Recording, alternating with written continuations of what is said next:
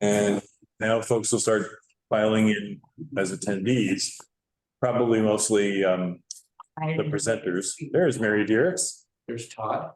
Todd is your guy? Okay. Okay. We'll begin then, and we'll take what comes when it comes. This is Community Board 2 Manhattan Landmarks and Public Aesthetics Committee meeting for the month of April 2024. I will note to begin there is not a quorum here yet, and we'll note in the minutes when that happens.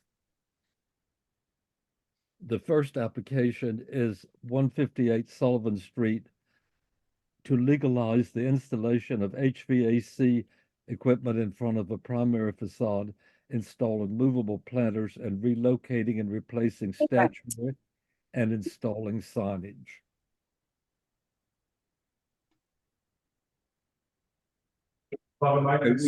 We can begin. Todd, Janine with a J. Janine Smith right there.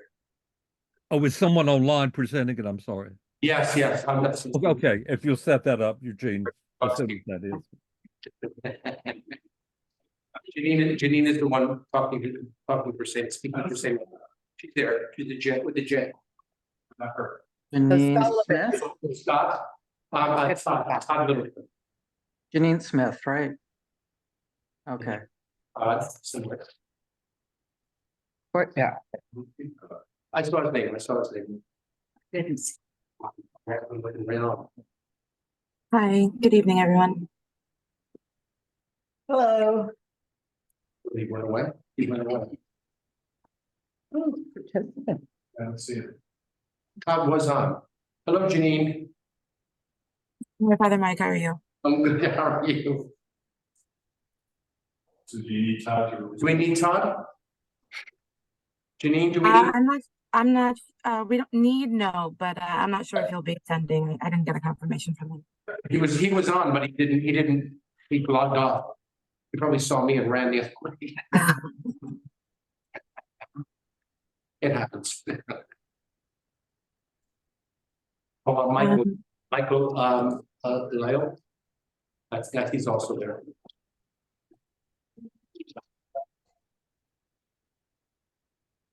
Are we missing a presenter? Is that?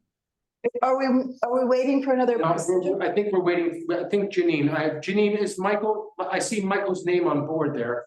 Is he presenting? I don't. No, he's joining, but he's just here to There's Michael. back up. So Janine, you're the presenter then. Correct. Okay, thank you. I'm Susan, I'm the vice chair of the committee, and I think you can go ahead and start. Sure. I'm just gonna go ahead and share my screen here. Just give me one moment.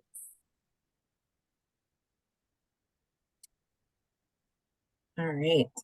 So we're looking to do several things. We figured if we had to, kind of use your time, we would kind of attack it all at once.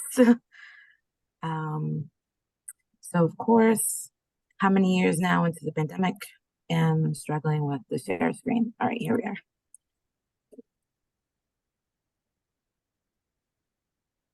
Can you guys see that? No.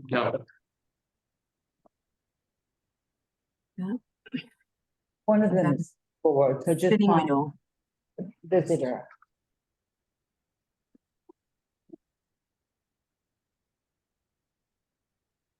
Okay. Yeah, I've just got a spinning wheel. It seems to be trying to share. What you need to do is you call it up in whatever program it is you're going to show it. Then you come back to Zoom, you press the big green button at the bottom of the screen, and then it'll show you all the screens you have open, and you click on the one. Right, I've done that. And the spinning wheel is usually loading or processing. It's typically what it means, but still just spinning. Oh, There we go. okay, there we go. Okay. I'm gonna make this full screen so it's a little bigger. Thank you. All right, this has really slowed down my machine. Michael, please take notes to back me up when I tell IT I need a new computer. All right, I'm still spinning here a little bit. But while we wait for that to happen, I can just brief you quickly on the overall goals, our overall objectives here. So there's a few things that we're looking to do. The first of which would be to legalize some HVAC equipment that was installed along the side courtyard. This is on the Houston Street side of the church. Provides AC, etc. to the main sanctuary. Our understanding is that it was put through to LPC, however, was never formally, the process wasn't completed. This is prior to our involvement, so there's some uncertainty here. It was put through to LPC and was not formally completed with LPC. However, the install took place anyway. So they're in place. They've been in place. Our understanding is 4 or 5+ years at this point. However, we want to make sure that the church is fully covered, and so we're hoping to legalize that. The other thing we're going to show you is the current church doesn't have any signage. There's a historic sign that was along the Houston Street side, a light box sign that was removed a couple of years ago, and without it, there isn't anything particularly identifiable as this being, St. Anthony of Padua Church, rather than any other church. So we're hoping to get that approved today as well. And then the other issue, as unfortunately resulting from some vandalism related to the statue, one of the statues in the primary courtyard. We're looking to replace that, as well as provide a new enclosure for that statue, which deters access by raising it a little bit higher, and also conforms with the way that this statue is typically and historically presented. So that's what I'm going to take you through here. Janine, are you behind with your slides? We're not seeing any of the things. It's kind of giving you an overview quickly of what we're going to be looking at. I think it has to move quicker. Sure, certainly. All right. So I'm just going to jump through and do that in order. Again, as we stated, these HVAC units are already in place. So we're just looking to kind of get them kind of rubber stamped, if you will. Currently, they're standing freestanding. We have some photos here that we can show you. These, like I said, these are already in place. So we're looking to get these legalized. Historically, there have been lots of shrubbery within this courtyard. So our intention here is to kind of minimize the site. The HVAC units are currently visible from Houston Street by installing some planters around the HVAC, creating a bit of a screen, if you will, visual screen, which again is consistent with what used to be present at the courtyard. So again, that's just, it's already there. We're just looking to make sure that that's formalized. The next issue that we discussed was unfortunately the statue of Mary that was pre-existing. You can see it here, was vandalized, and along with it, the dais upon which it stood. So we're looking to repair these and also replace the statue, and in doing so, also make some minor modifications. So what would happen here is we're actually looking to relocate the statue. This is kind of an existing plan. You can see that the existing dais is significantly forward compared to the other two statues that are present. So we're looking to rebuild it, move it back kind of in line with the other statues. And that base would be taller and also include a grotto, which is the traditional way in which Our Lady of Fatima is typically presented. Which you can see. Excuse me, Janine, your speech is muffled a lot. Maybe when you turn your head to the side or something like I'm that, sorry. it's interfering with your voice. Sure. Is this better? Yes, when you're straightforward, it's better. Okay. All right. So I'll do quick recap. Existing statue, which was vandalized, is existing. The base of which it's standing on, the dais, if you will, is further forward compared to the other two statues in the courtyard. So given the situation with the damage, we're just looking to move it back in line with the other statues, and also raise the base to a higher height. So currently, the step, as you can see in the photos, is fairly short, which gave pretty immediate access to the statue. So we're looking to raise it up, provide some visual and physically accessible deterrent, as well as kind of restore the statue to the way it's historically presented. With an example being, like this. This is a bit larger than what we're going for, but that's kind of a proof of intent, if you will. So sorry, any questions on the two things we've covered so far before I move on?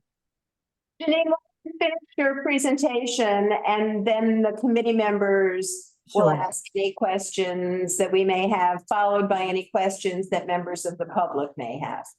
Sure. All right.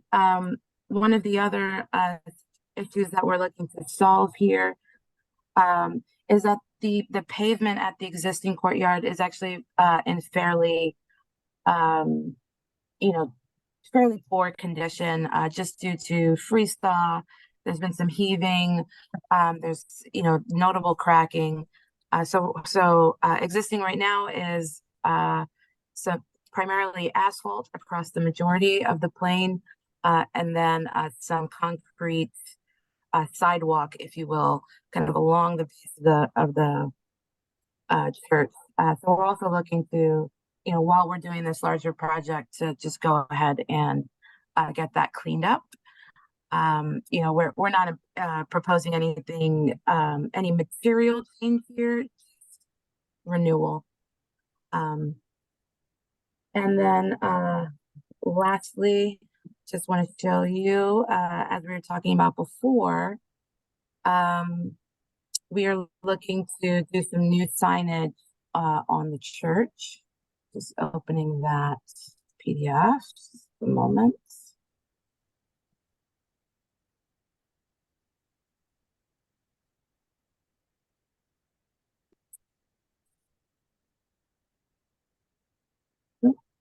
And open twice. Okay. So it's kind of a proof of intent here, is to put a new bronze sign above as you can see, the old statue, right here along here. This is in the same place that the old sign used to be. It used to be if anyone's familiar with the church, there used to be a large light box sign, with depending on the decade, according to our research, different biblical sayings or religious idioms displayed. We're really just looking for a new a new way to identify the church. Should that location not be, in line with what the community would like, we are also willing to put a sign here aside from this mounted relic. That's kind of the long and short of it, but again, we're open to any questions. Okay, Anita, why don't you go next? Sure. And then I thank have you questions too. for that. And thank you for having us in your space so often. Really appreciate it. Regarding this submission, I was hoping you could show me more of what is it going to look like? Do you have a sample of the way you're going to treat the walkway? Could we also discuss a little bit about the asphalt? Somehow it seems like a really nice place to put a grass lawn or something. Can I add to that, Janine? Absolutely, of course. I mean, only because I'm giving her the information. At this particular point, you can see that over the years, that's all asphalt, okay? And towards the windows against the building there, for about 3 or 4 feet is cement. And because we've been getting tickets from the city because of the rats were living under there. Yeah. And they were giving us tickets, you're harboring the cat, okay, It's a walkway. okay. Oh, no, that's not a walkway per se, it's kind of like the drainage. Okay. This is up against the building. I got you. Okay, Good. so that whole thing is off there. The rest of it is all asphalt. However, as you can see, there were trees in there at that particular point. So what they did was, because of the situation with the rodents, they pulled up the rodents ate through the herbage and they fell out. So they replaced it with cement. Or so if you go over there, there's cement over here. There's a plot over here with more asphalt. There's another part over here, cement. So we want to try and clean it up so it's uniform. No, it's not. Go ahead. Understand. I understand. I'm into it. Yeah, me too. So, if I had my way, for example, I understand the rodent problem, so anything soil related is not a good idea. Yeah. Then I would say it would be very beautiful Mhm. and not really that expensive Mhm. because it's inexpensive material is bluestone. Okay, That is the tradition of this Okay. neighborhood. Big beauty, I'm using recycled ones from the old sidewalk, Okay. so I think that would look great. Then Sure. it's got a little character, it's almost like a town square or something. if you look on this side where the tree is, right in the front, right immediately behind that tree there, and on the immediate other, on the opposite side of the Madonna, on the right hand, right up closest to the fence there were flower boxes about yo big. And they were burrowing in there, so those are all pulled out. So, Those are- yeah. We were harboring them. We are only We're interested keeping in it on. what's said Sure. forever. Sure. What exactly is bluestone? I'm coming. It's a thick, a very common stone. Go to Washington Square North. I Okay. happen to have looked at the Okay. bluestone there. The Okay. sidewalk is bluestone. The areaway Mhm. in the front of the buildings, Washington Square North, the old row house. Okay, okay, And you. that's Bluestone. It's a regular material. It's Okay. not like, they come in squares, well, they come new, they come old, they Okay, come big. okay, But it can, the thicker the slab, the bigger the piece. okay. So that's We were hoping to put planters on there, so you saw the planters over there for the HVAC units. To cover that well, ice, that's it's the same area, Well, what I see Okay. here yeah, is something Okay. different. Okay. That's the way to do it. Just okay, gotcha. put Like that. something around it. Yeah, that's what we're trying to kind of hide it. Lucky to have space to put them. Yeah. We're good with that. I'm good with that. But I'm really just talking about what's around the Madonna Sure, and sure. also the vision of this very rusticated stone veneer. And again, I'm really just asking because I can't quite visualize it. Is it not meant to be filled in with mortar? Because that's Yes, the way it looks like. the Madonna, yeah, So yes, absolutely, that is. to be really rugged. It's gonna match what we're trying to use the stone that's behind there, that's attached onto the building.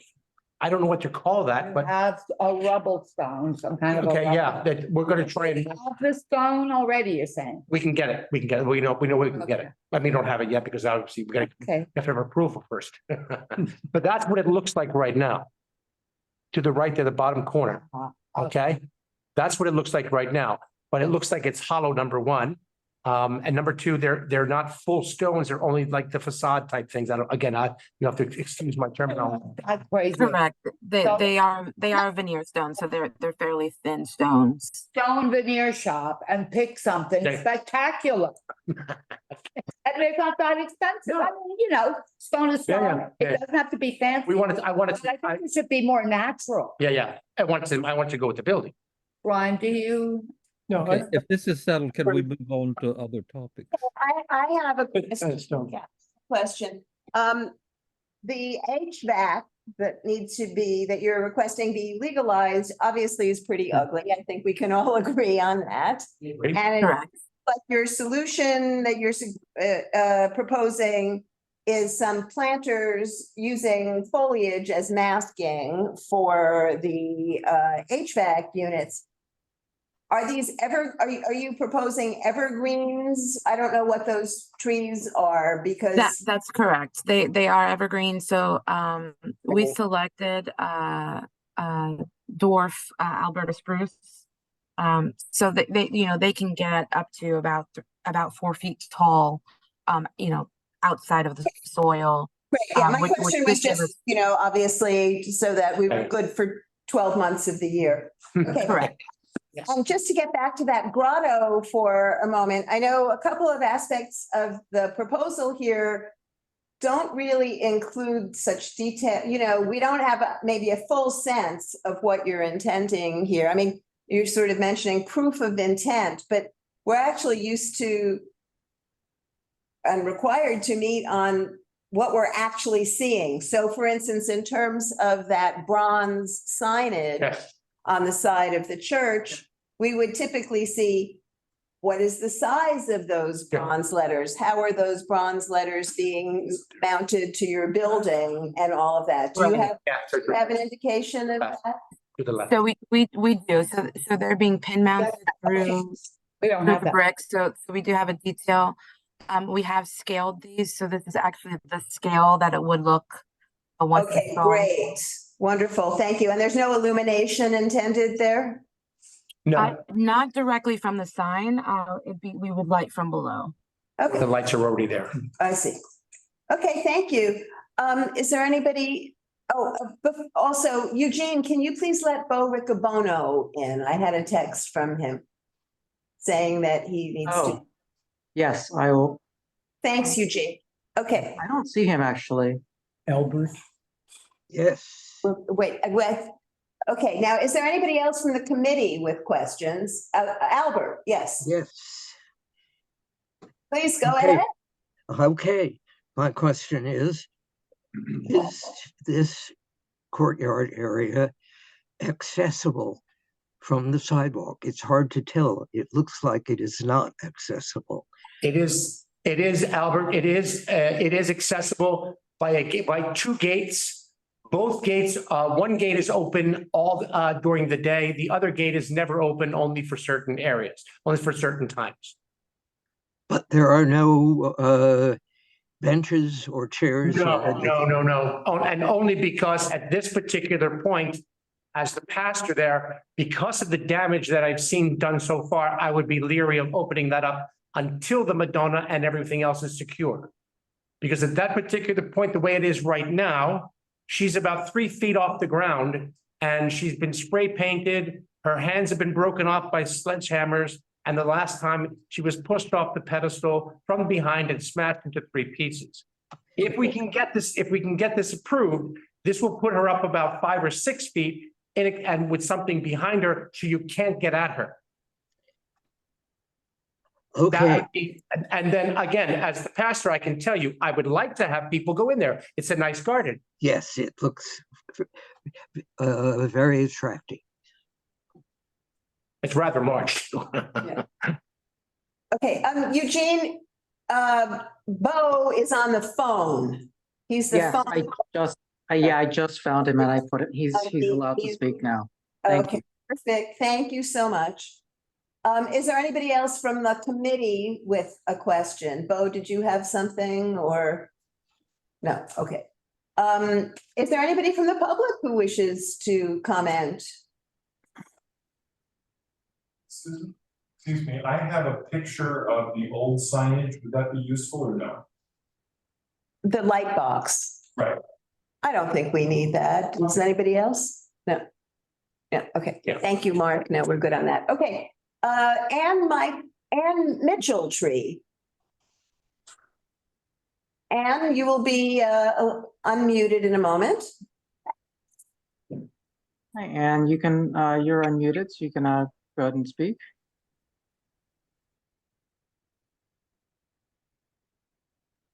Actually, and you need to unmute on your end. Okay, Uh, can you hear me? Yes, Okay, we're good. Okay. No, I get it. I saw the beautiful picture of the church and I think the minister spoke. It's a conflict between you want to bring the public in, make it accessible to the public, but when you do that, the public is destroying it. And I just wondered, has anyone thought about just putting a complete fence around it and not letting the public in? Because it isn't worth, it hurts so much to see it when it's been vandalized. And raising it up this many feet or that many feet or that many feet, it doesn't stop the graffiti. It won't stop them. I mean, that is, but I would put a fence on it and don't let people in. We could see it fine from where it is. And with all due And then- respect, that's not all. actually a landmarks issue, and our purview here tonight is to discuss the landmarks relevant aspects of the application. Yeah, if you were changing the fence, If- then Yeah. it would be an issue. That would have to come back. Yes, your pastor is more than I'm welcome. done. Thank Keep you. me back here. I need room here.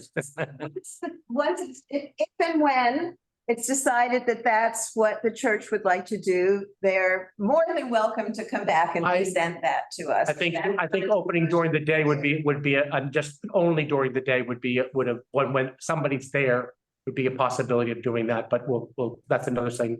Okay, thank you. All right, anybody else? People who are not up to no. Anita, is this finished?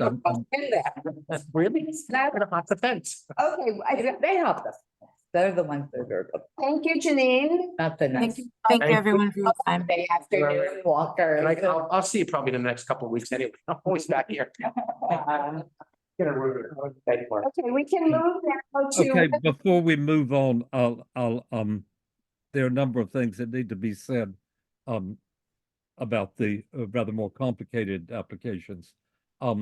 We have a very, very full agenda tonight, so I'll appreciate everyone being as brief as possible with questions, answers, and indeed presentations. I've noticed in several, particularly the next two, and I think the last two, there are numbers and numbers of comparables and things that hope to be used in support. Please ensure that they are, first of all, close to in the general neighborhood of the subject property, that they are either of historic situations or original situations, or are something, if recent, that was approved by landmarks, if it happened after designation. And that will help, I think, to move us along if those can be limited. Members of the public will be 2 minutes for questions following the committee and the board. And we'll move on, if we may, to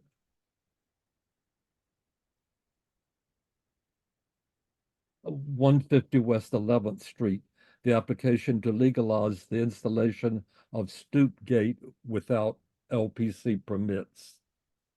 And again, this one particularly had a lot of comparables.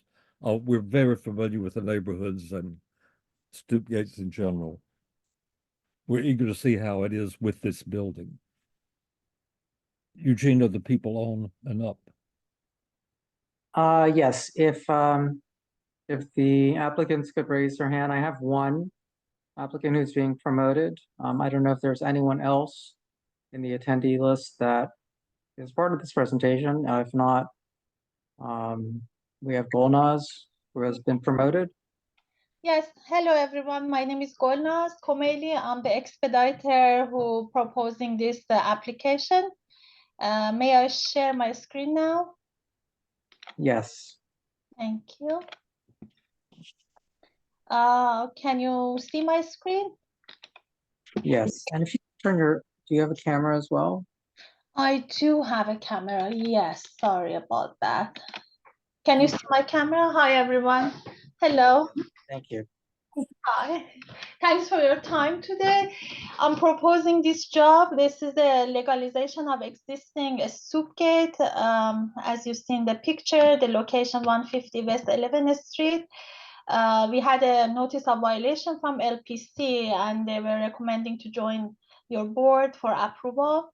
As you see, this house is a beautiful single family home. It's located at Greenwich Village Historic District. This house is built in 1936. I could say that this railing was here before the owner purchased the house. So what I have here, the street view of all the neighborhood with the similar type of the railing and the gates. That's the house we are having here under question. So we have the sidewalk view. The gate is just 4 feet high and 3 feet from the entrance door. So that's the view from the other side. It's in the very good condition. It's a beautiful curb with the planters, that matching railing around the planting area here. Also the matching with the window for the security.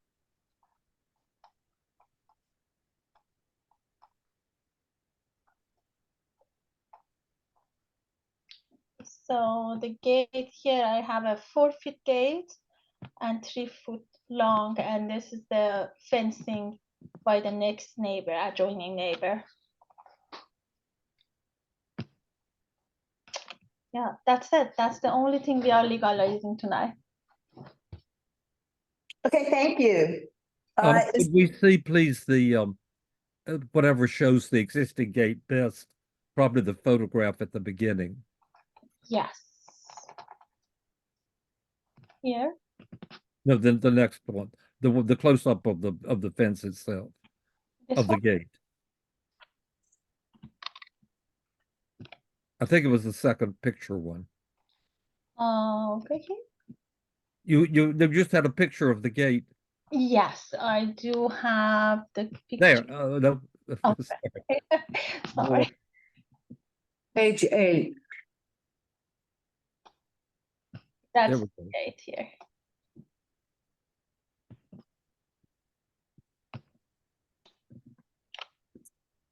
Okay, I understand. Fine. Questions from the committee? Brian. Okay, so just to be clear, it's existing and it's going to remain. The only issue was that it was installed without LPC approval or permits. Is that correct? Yes, that's correct. We never had the permit, so that's the issue. Yes. Well, then my one observation is that it looks like the metalwork is rather flimsy compared with the heritage kind of gates and fencing. And does the gate match the railing and the spindles going up to the door? Or is it different? I believe it's matching well. That's what I see from the pictures.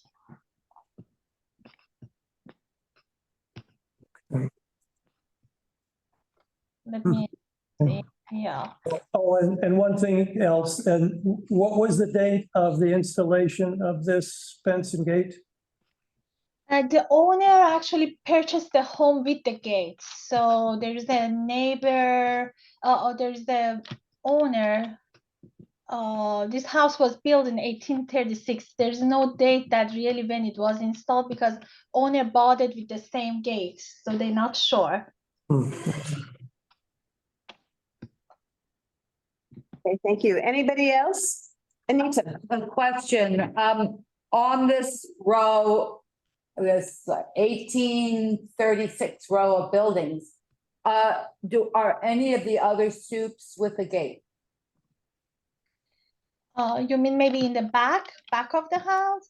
No, in the front, on the street, just like this one. Do you have any other gates on Yes, this row of buildings? yes, in the street, the neighbors, next door neighbors, actually, 152. It's not exactly matching, but yes, they have the same, it's like the, Is there one on the next one too, the red building? Or is that our building? I can't. yeah, this is our building. This one with the orange door is our building. Okay.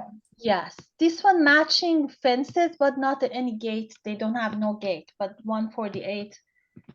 This is the neighbors. Yes, Oh, that's nice. Right? yeah, it is really nice. Well, it's just heavier. The spacing is wrong here too, I think. It's not the way it's shown. Talk about that in executive. I agree. Yeah. Okay. Okay, is there anybody, are there any committee members online who would like to comment? Okay, I don't see anybody. Is there any member of the public who wishes to comment?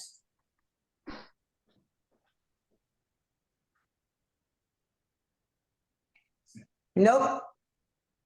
Okay, then thank you very much for your presentation. Thank you. Thanks for your time. Okay, next is 40 Wooster Street. Would whoever's here to present for it, please raise your hands and Hello. we will upgrade you. The application is for. Why don't you come 40 sit Wooster here Street. and speak into The this mic? application is to remove the fire escape from the primary and secondary facades and construct a penthouse addition. Again, this is another one. Please be ungenerous with the comparables that you show. My name is Yossi Melamed. I'm the architect for the project. And do I have control over the presentation or how do I do Yes, we that? want you to run the slides so you can do them in the right order with the screen share.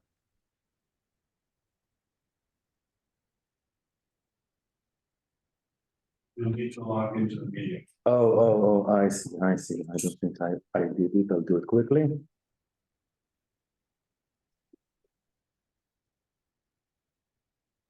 You have a lot of slides. No, yeah, okay.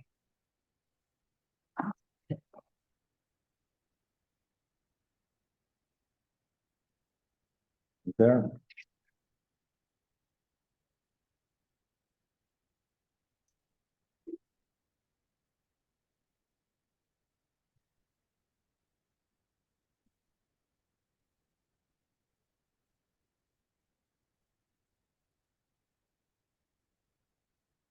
I never saw a picture of the applicant. Is it properly upgraded, Eugene? The applicant is just logging into the meeting now, Chanel. Wait a second. Okay. I'm getting something. Because we have a human here today. You want to get started and I'll log you in? No, you got it now. Okay, good. Join.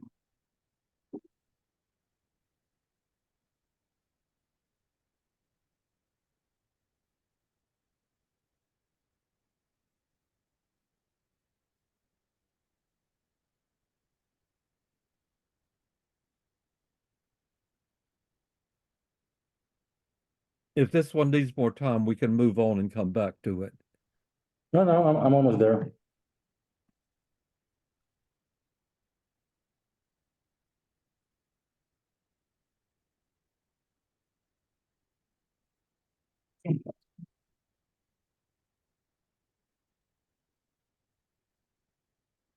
All right.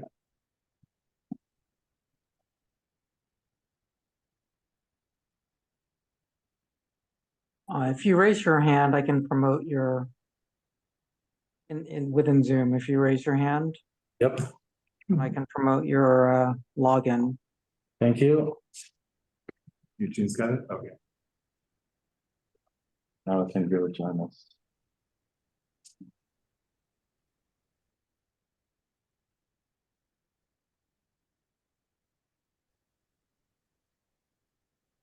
I can grab the screen.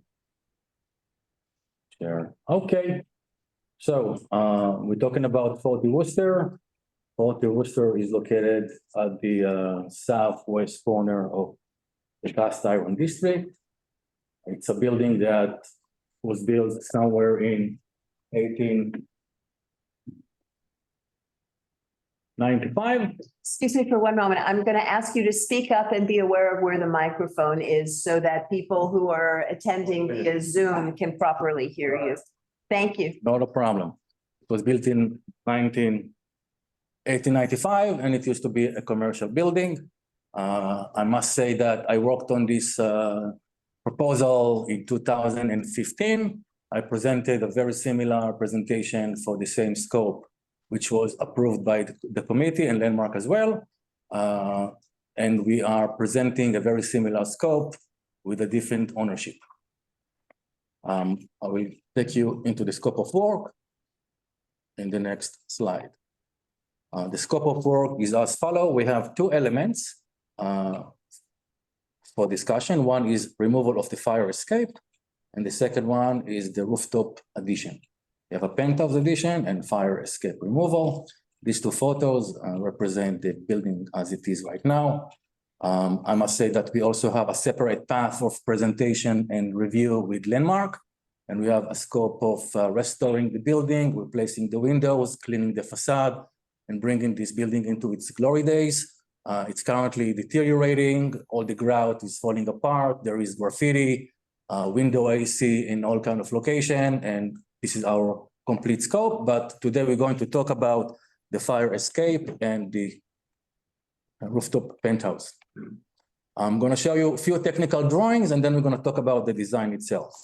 So as you can see here, we have the rooftop addition. It has several elements. One is the actual penthouse, which also have a egress stairs, which are required by code to go to the roof. It has an HVAC equipment and a screening metal mesh to hide the equipment, which is also a code-related requirements. In this drawing here, we are looking at the secondary facade. We're looking at the rear facade. We are removing the fire escape in the rear. And we're also introducing 5 windows with access to the rear terrace. There is a fire department access ladder and related railing. And over here, we see the screening of the HVAC equipment. In the south elevation, we see the side brick facade with all its contour and unique parapet walls, which we are going to keep and maintain. So there is no demolition of any historic masonry in this application. And in this side elevation, we see the egress stair going for the entire building and a portion of the facade. On top, there is the HVAC equipment with the metal screen and related code required fire department protective railing. This photo, I'm showing it now intentionally so you'll see the condition of the building overall. Brick is deteriorating, all kind of window AC, graffiti. The roof itself right now is tapering from the front to the back. It doesn't have any function. There is a small bulkhead which has no significance. And this is the picture of the rear fire escape and the brick and the windows. Before I jump into the actual design, I'm mapping here rooftop case studies that we mapped in the district, which are varies in different use of materials. Some are been done in all kind of metals or stucco or glass and metal. So there is a variety of use of rooftop addition, which resemble roof structures, which are common in this former industrial district. Now I'll talk about the actual function and the roof plan. I'm going to show existing versus the proposed. So currently the existing floor plan, what we have is a elevator shaft, which we are going to remove. And we have a roof access.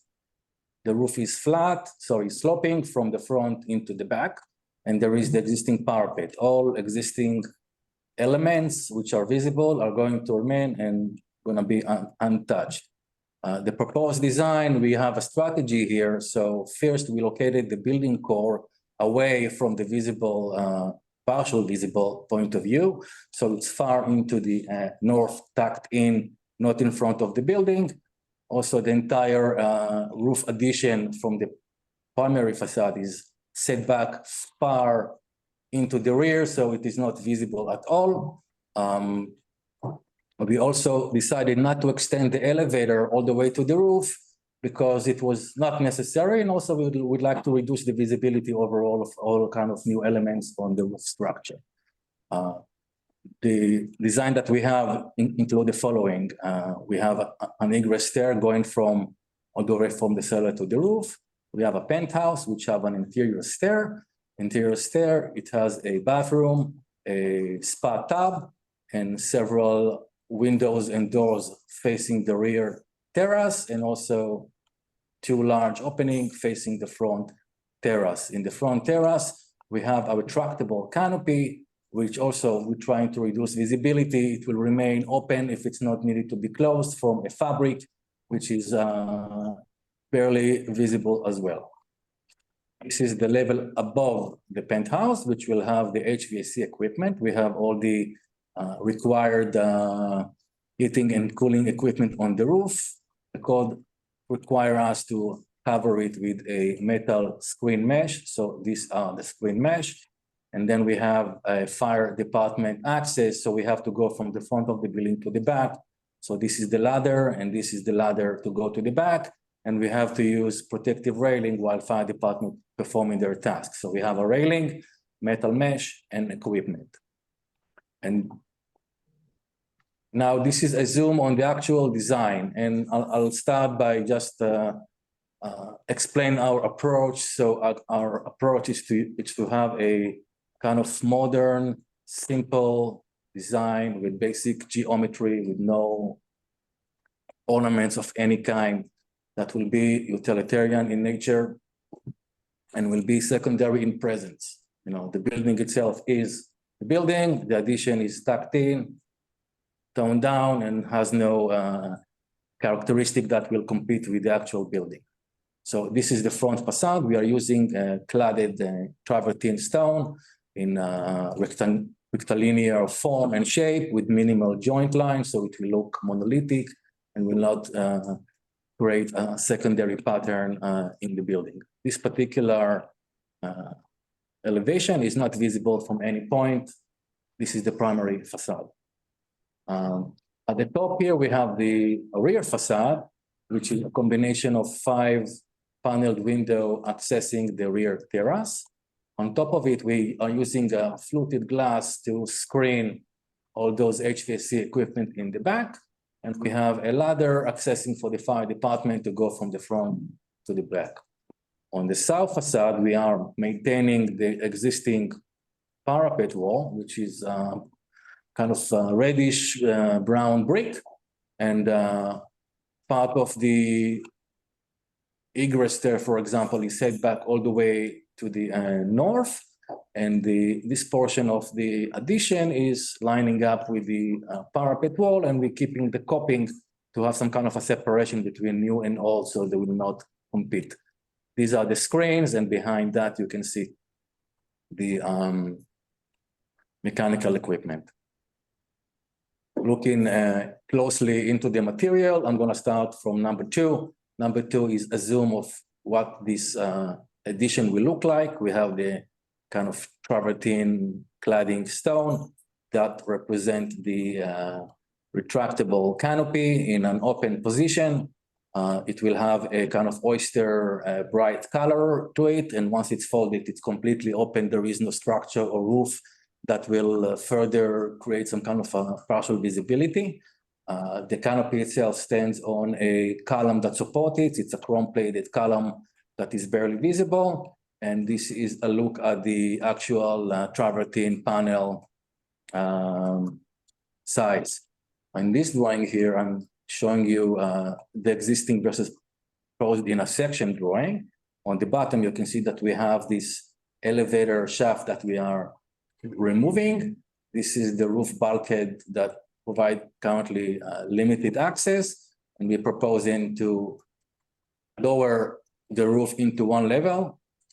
In fact, we are lowering the roof by almost 3 feet to reduce visibility. This is the penthouse portion, which is an interior. This portion here is the egress stair looking far from behind. And this is the railing for the fire department access and the equipment. Lastly, we build a mock-up. It's available for review as of 2 days ago. Except view number one, I'm just going to talk about the other views for now. I know that 72 grand is already approved and starting construction, and eventually that will block all visibility from that rooftop addition. So view two. The corner, Correct, yes. it's been a long time coming. Yeah, yeah. Exactly. Luckily, it was approved. I know the Good. permit is obtained and the starting construction, so that will block the majority, if not all of the visible part. The only visible view, which I'm going to slightly enlarge here, is view number one above the gallery, but this is also the view that was discussed in 2015 as a partial view, and pretty much this view is for a secondary structure on a secondary facade. It's really partial. It's not competing with the building. It's set back behind. It's in a different material. And we did everything we can to reduce the visibility and to use material that will not shine. I'm finishing up with images of materials of Soho. It's variations of cast iron elements, glass, sandstone, all kind of panels and masonry. And at the bottom left, it's pretty much the new Soho these days, which is more modernized and elegant. So our scope, once again, it's removing the fire escape from the main facade and doing a penthouse, which will be partially visible only from a secondary facade and not competing with the structure as a building.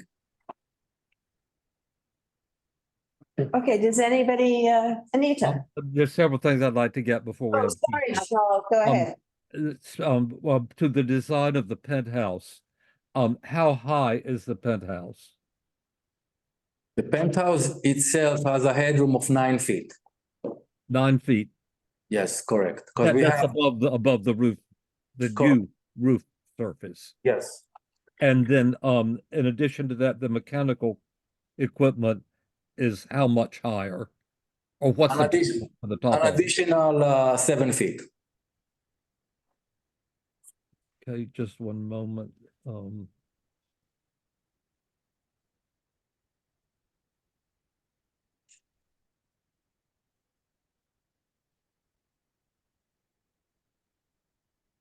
The number of the building that is under construction is 72 Grand Street. Correct, yes. Okay. And which facade is it blocking? Oh, okay. I will show you. 72 grand is blocking all the views from here, from the corner. It's blocking the entire corner. And which direction is that?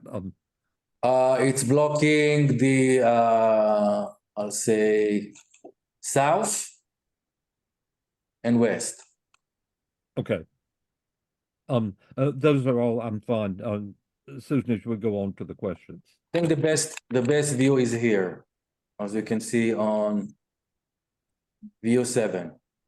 This is the west, and the other side is the I see. south, Well, the southwest. south side of the building that's being blocked. And as you can see here in the mock-up, behind is going to be completely blocked. Right, okay. Anita? Yeah, first of all, very nice presentation. Clear, concise, it's lovely, and I like the design too, so I I don't have a problem with the fire escape removal.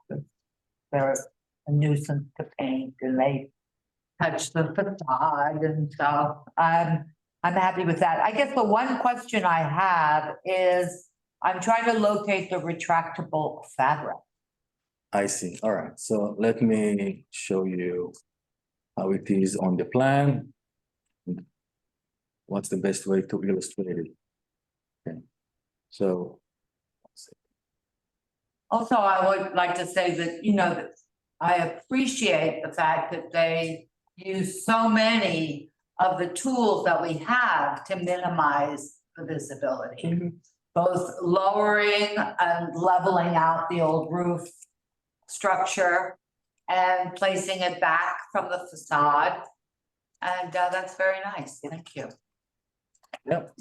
Open to below. So this is the Oh, I see. what I see. frame of the two flying beams that create the perimeter of the canopy. And once it's, you know, it's open only when you need it. It's open when it's really sunny on a very hot day. Most of the time it's going to be closed and it's going to be like Fabric? Yes. With And is fabric. that one of the visible points? Gonna be Yes. dirty. Is this canopy at a visible point? If it's visible, it is partially visible like the rest, correct? Okay. Limited visibility. So I do have a question that doesn't relate to the landmark status, but I'm just curious of how many residents, how many units are in? Oh, it's gonna be one retail store at the ground and then 4 residential units. 1 unit per floor. It's relatively a small building. So you're gonna lose some window? I know we are maintaining all the windows. I'm not taking the any lot window line? down. Even with the lot line, we had a discussion with the Department of Building where they said, well, these are lot line window. Can you close them? And we said, no, these are original windows, landmark. We like the building the way it is and we're going to maintain it. Even though it's an additional expense from our end, we love the building the way it is.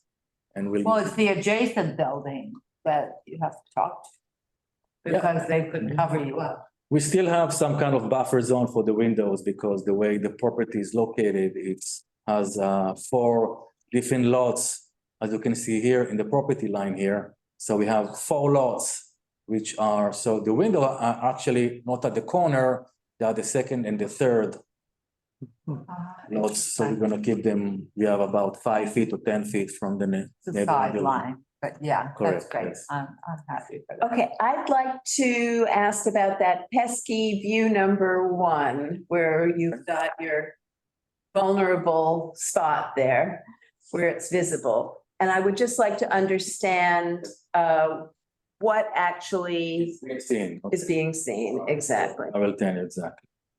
What you see here.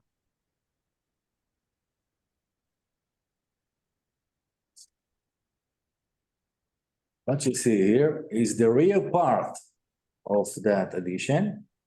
It is actually a solid wall.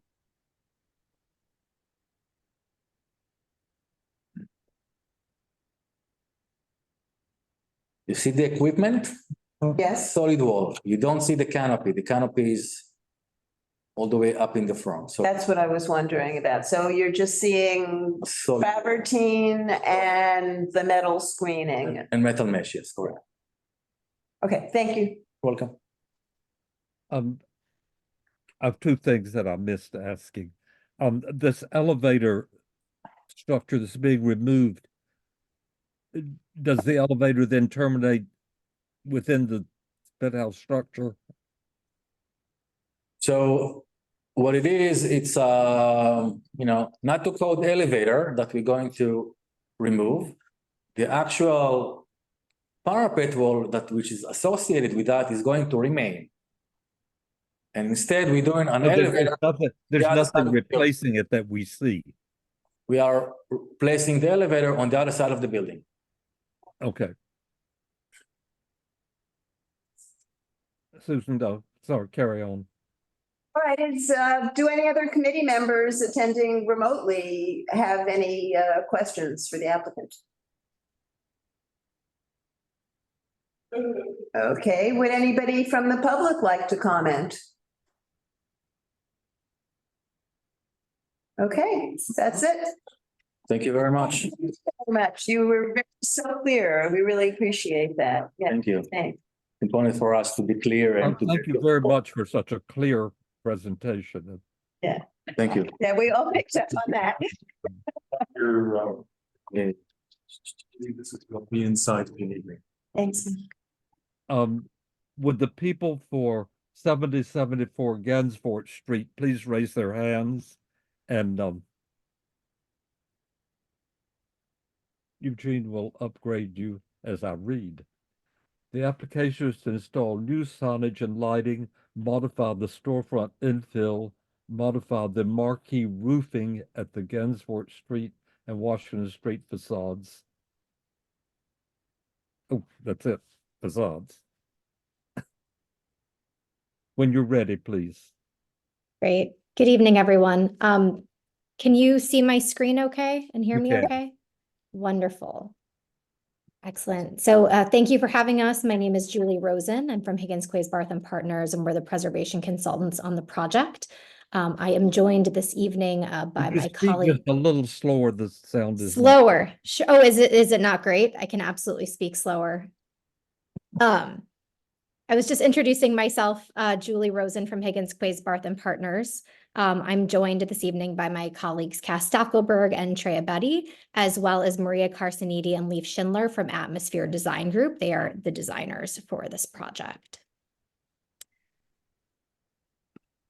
So this evening, I'm presenting a new retail project. This is at 7074 Gansevoort, and it will be a new location of Saint Laurent, also known as YSL. I'm very, very small, or what is it like in the room? What's your question, Chanel? I'm just getting a very small picture. Oh, this is as large as I can make it. Yeah, it's a regular size here in the room. Okay. Chanel, at the end, I'm absolutely happy to come back and go through anything again, enlarge anything that you might want to see again. That's okay. I'll get Okay. up the file copy and follow along. Okay, okay. Great. So 7074 Gansevoort is a contemporary building. It was actually just completed in 2021, and it was designed by BKSK Architects. And as you can see from the maps on the left, the building is located on the south side of Gansevoort Street in the Gansevoort Market Historic District.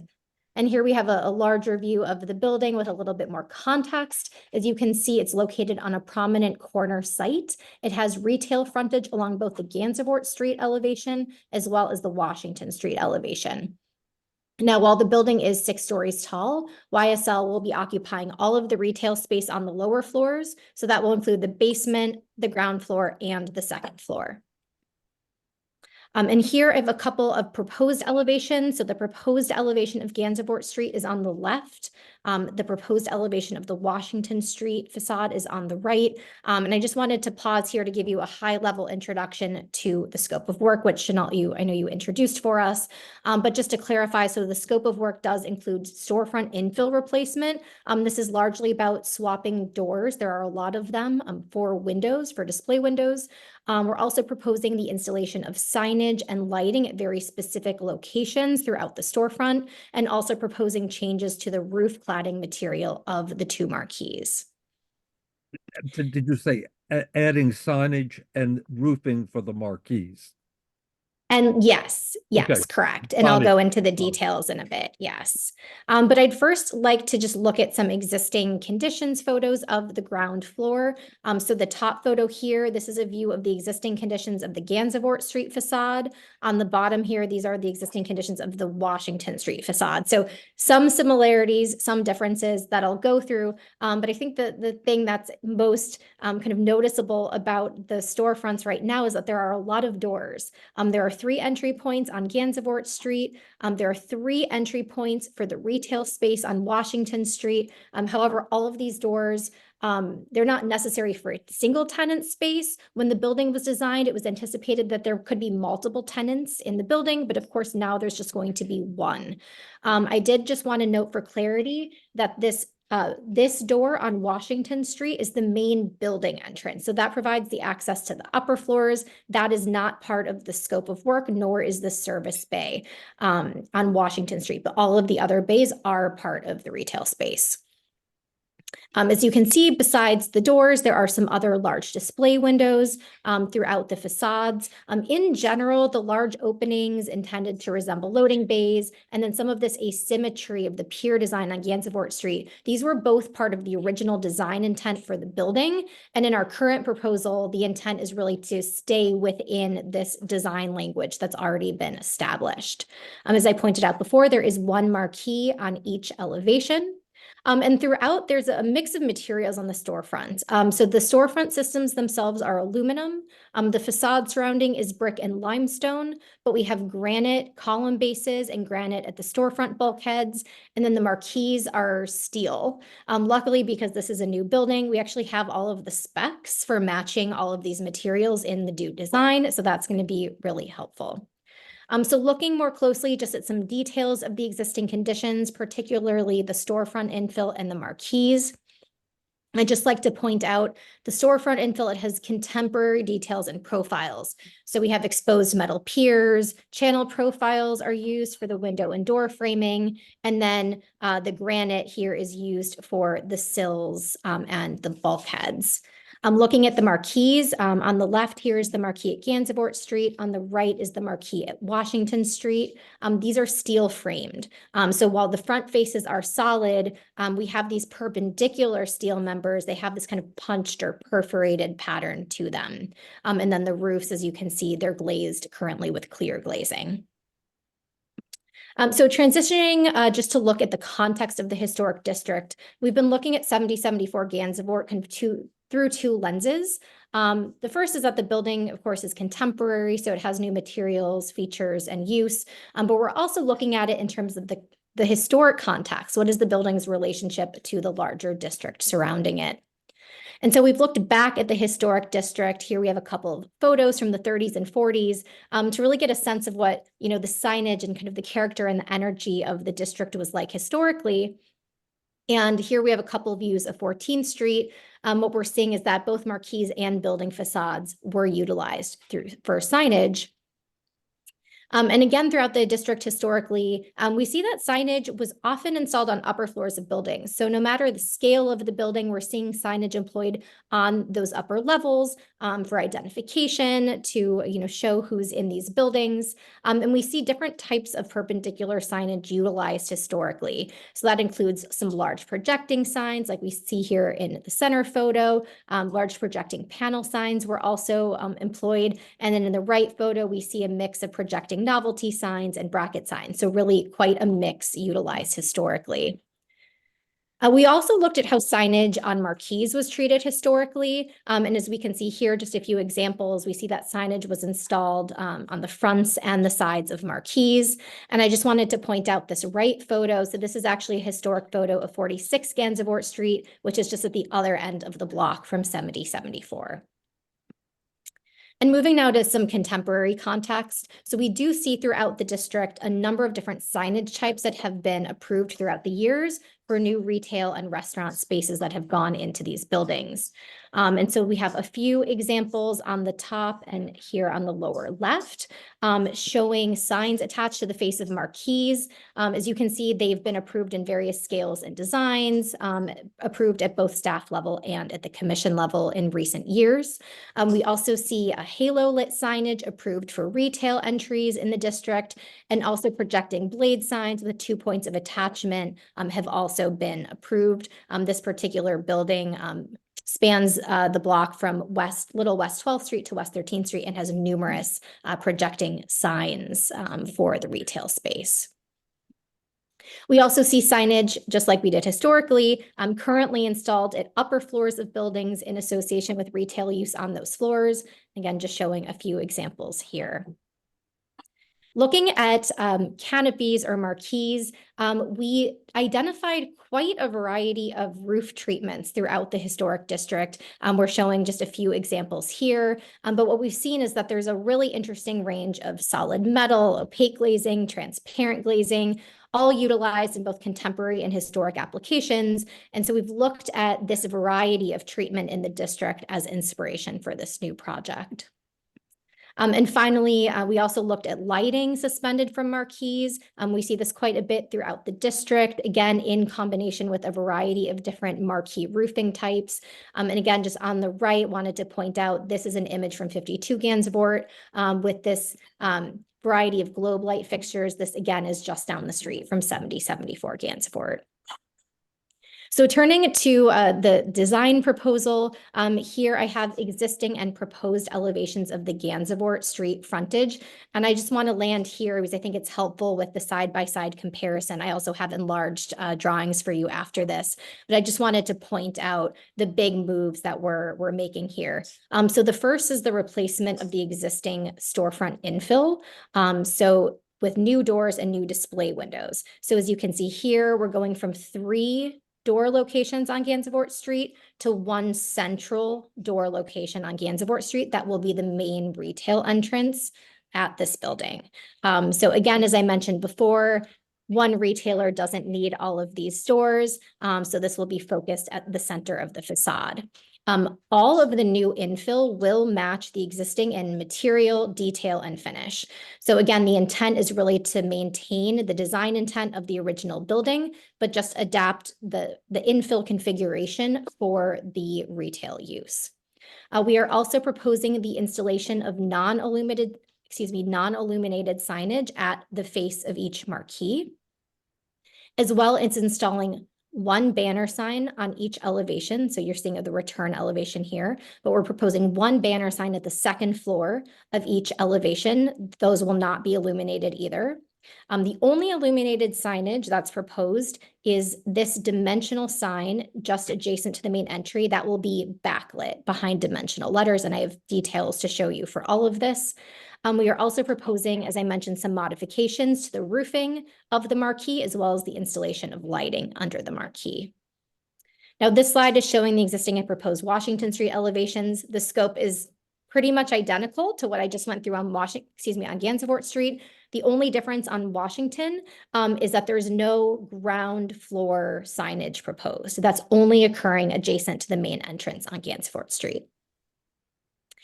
So as I mentioned, I have some enlarged elevations for you. So here we have the existing Gansevoort elevation on top with a partial plan, and then clicking through to the proposed where you can see the signage design a little bit more clearly. So as I mentioned, this YSL dimensional signage adjacent to the entry, that will be halo lit. That's the only illuminated signage that's proposed for this project. There will also be 2 small light fixtures on either side of the entry. In terms of the other signage, we have the marquee signage and the banner signs, and these are both extremely important for both identification and wayfinding for this retail space. So while we have the marquee signage that's parallel to the facade, we also have the banner signs that are perpendicular, and so they're really doing 2 different things here.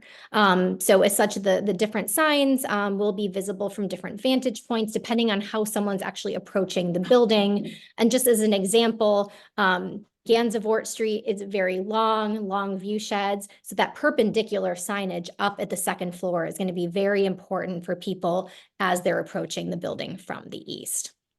Overall, we see the signage proposal is quite modest in scale, particularly in comparison to the scale of the building. We need to see the details. Yeah. Absolutely. I have this for you. I will get there for you. How many, just a couple more slides. How many banner signs are there? I'm sorry? How many banner signs? Oh, just 2. There's only 1 per elevation. 1 on each facade. That's correct. Thank you. Yes. Thank you. So again, just existing Washington elevation and plan, and then the proposed as well. Here, again, the details and the locations of the sign types for the marquee and the banner sign are identical. Just to clarify, the additional banner sign you're seeing here, that's kind of on Gansevoort Street. So that's back. It's just because this is an elevational view. You're seeing them both here. We have some section drawings for you. Happy to come back to these. As I mentioned, all of the new infill will match the existing and material finish and profile. And then some enlarged details. The one thing I just wanted to mention as well is that we are proposing the installation of interior roll-down security gates. The housings will be installed well above the window head, so they're not going to be visible. This is something that LPC staff is still looking into, so we wanted to make sure that we did present it to you tonight as part of the proposal. The security gates will have a perforated pattern, so there will be transparency maintained throughout the space, even when they are down, when the store is closed. So here are the details. So again, I'm going to just go through these. I'll point out all of the details and the dimensions, and then I'm happy to come back to these if you have questions. But starting in the lower right-hand corner here, we're looking at the face of the marquee. So this is a typical detail, but this is occurring at the face of each marquee, one on Gansevoort, one on Washington. We are proposing dimensional letters that say the name of the store. They are going to be non-illuminated 12-inch tall letters. So there will be a 4-inch space on top and bottom, so they'll fit really nicely within the face of the marquee. Here we have a section detail of how those letters are going to be installed. So again, these are individual letters. They're going to be anchored to the face of the marquee, which is a new marquee. They're going to be just over 3 inches thick. The sides or the returns of the letters will be painted black so that they blend with the finish of the marquee, and just the face of the letters will be a milky white color. Looking at the marquee in section here, we're seeing the full width of the marquee from the facade of the building to the edge where the new signage will be installed. So as I mentioned, there's a proposal to install a new roofing, I'll call it a new roofing system here, because we have a glazed roofing system now. The intent is to turn this into a solid roofing system. So all of the existing glass will actually remain in place, and all of the existing structure will remain in place. So all the proposal entails is that there will be new sheet metal painted black installed in between each perpendicular steel member. So basically in each bay of the marquee, there will be new metal cladding installed. And on top of that, there will be a black painted wire mesh installed to provide a little bit of interest and texture. And to that wire mesh, these globe lights will be installed to provide illumination underneath the marquee. The lights, again, will be in a row in each bay, 20 inches on center. Looking at the ground floor here, we have a detail of that dimensional backlit signage. So this spells out YSL. The letters are 3'11", so just shy of 4 inches tall. They are going to be painted black. So there will be a little bit of contrast with the lighter brick facade. And we see that installation in section here. Again, these are dimensional letters. They will be anchored to the brick facade at the mortar joints, and it will be backlit. So there will be a halo of light behind the sign, but the letters themselves will be solid. On the right here, we have the banner sign details. I think the side view is actually the most helpful one to look at. So what we're proposing here, again, this is the banner sign, 2 of them in total up at the second floor. We're proposing that they will be anchored by 2 armatures anchored to the brick wall, again, at the mortar joints. And then the banner sign itself will be fabric, and it'll have a black background with a white logo. The size that's being proposed, which is 2 feet by 3 feet, this does comply with zoning regulations for projecting signage. And we have a finished. I'm sorry. Of the logo sign. I'm sorry, could you ask that again? The dimension of the logo sign. Oh, here, yeah, sure. So it's 3'11.5" tall, and it's just shy of 1'11" wide. Thank you. Yes. And then just to finish up, we did want to make sure we included some cuts for you so that you could see what the fixtures look like. So again, these are the globe or the bulb fixtures that are proposed for under the marquee. These are the small fixtures that are proposed for either side of the entry. And then this is the metal mesh that will be painted black and installed onto that black metal cladding for the marquees. Otherwise, for all the storefront finishes, we're matching everything that's there now. And just landing on a rendering, and again, happy to answer any questions you may have. Susan, go on with them and I'll pick up mine as we go or after. Okay, Anita, Brian, and then me. I just have a quick clarification, if you could, on these marquee lights. Yes. I mean, I'm a little blown away because it sounds like an awful lot of bulbs. And I don't see a lighting plan, or do you have a lighting plan? I mean, how many lights are you gonna have on each beam on either side? How many beams is there, or just one? I guess the clarification of the marquee lights.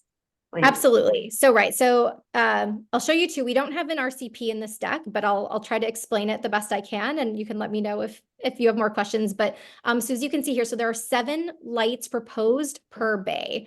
So the locations that are shown here in section correspond. I'm going to just pull up an existing photo of the marquees.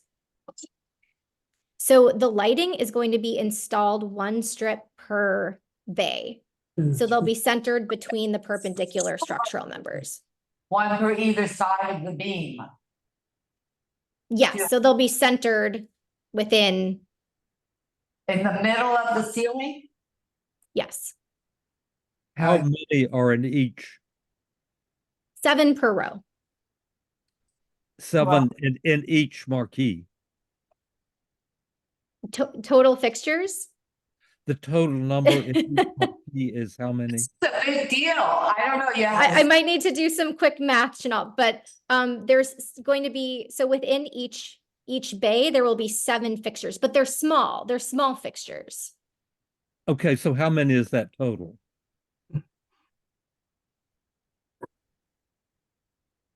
Probably 70 based on my quick math. Yeah. But they're very small. So the idea is to create Yeah, a regular how to get pattern the of total light number. on the underside of the marquee that will be aligned with that rhythm of the projecting members. Just to clarify, the lights are going to be on a timer. So they will be not beyond 24 hours a day. The timer will be based on the store operating hours. Are you done, Anita? I'm done. All right, I'll follow up with a question about the lighting, and Sure. it does seem like the number of lights under each marquee is about right, what you estimated. And I was wondering what the size of the globes each one of those bulbs is. I might actually, is Maria in the meeting? I might actually ask her from Atmosphere Design Group if she could respond to that question. Can you Is the tell us name- what look is intended? Are they intended to look like hanging things or like a string of lights? This is the fixture. So there'll be individual. Without knowing how big it is, we can't get the intent. Sure. Do we Are have? these meant to read as individual lights in this number or a string of lights, as it were? As you can see, Julie, we're all, and my question was also related to the lights. We really don't have a clear visual demonstration of what the overall effect of these lights are and what even the intention is. So anything you can do to help us understand that, if your designer has a rendering, anything Sure. that can help us understand, because looking at one globe light without the dimension does not relate at all to what 70 under a marquee would look like, and what, more importantly, what the effect of that. Of course. Yes, we don't have a rendered view of that in this set. We would be happy to share it with you after this meeting. Once the team has been able to put one together, absolutely happy to send that over. Maria did confirm that each fixture is only a couple of inches in diameter each. Yeah, Maria is in the, she is in the meeting, so she has her hand raised. She could speak if she wanted to speak.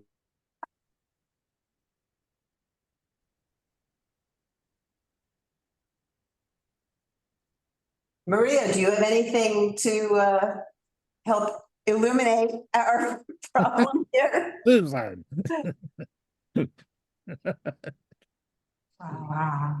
I don't know. She's muted, but here I am. Can you hear me? Great. Hi, Maria. We can hear you. Thank you. Hi. Yes, I don't have the exact dimensions. There are Timidity lights. They're basically meant to be bulbs, and they are a couple of inches each. I can get you the exact dimension by tomorrow morning. Yes, like I said, absolutely happy to follow up with additional visuals after this, if that would be helpful. But the idea really, it's, to create a little bit of character on the underside of the marquee. Again, this is a contemporary building. These are new marquees. The idea is just to give a little bit of extra kind of design interest to the underside of the marquees, particularly as they are going to have that black cladding on them now. I just want to be clear on the layout of these bulbs. There's 7 in one, if you will, one row. Correct. And there are 10 rows under each marquee. Correct. Which makes 70. Okay. Correct. So and I 7 times also 8. want to just point out, this is quite a large building. There's one marquee per facade, and it covers quite a bit of the facade. So Yeah, this we is understand all that. an I'm just trying extent to get of the figures now. Absolutely. Understand what it looked like. Thank you. So if I may go back on that lighting question. So what is currently available on the building to light the facade at night? Or There is no lighting on the building currently. the entryways have no lighting? Not No? currently. No And the sign? only other lighting proposed is 2 small fixtures on either side of the main entry to mark the entrance. There's no other lighting on the building. Okay. So the lighting on the marquees is very important to create a more welcoming atmosphere. Oh, why are you covering up the glass then? It's a design preference.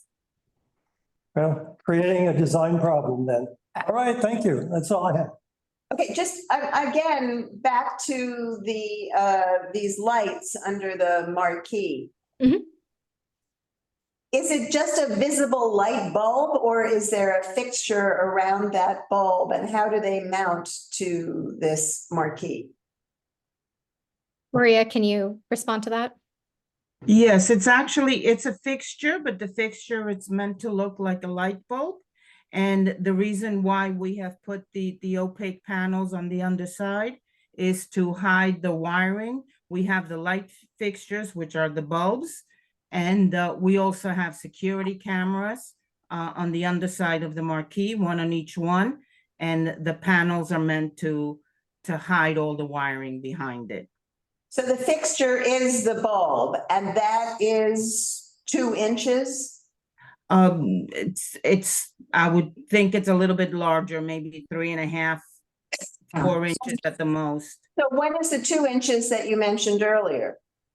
It's a couple of inches, so yes, I don't have the exact measurement. So it's 2 inches, or it's 3.5 inches, or it's something that we don't know.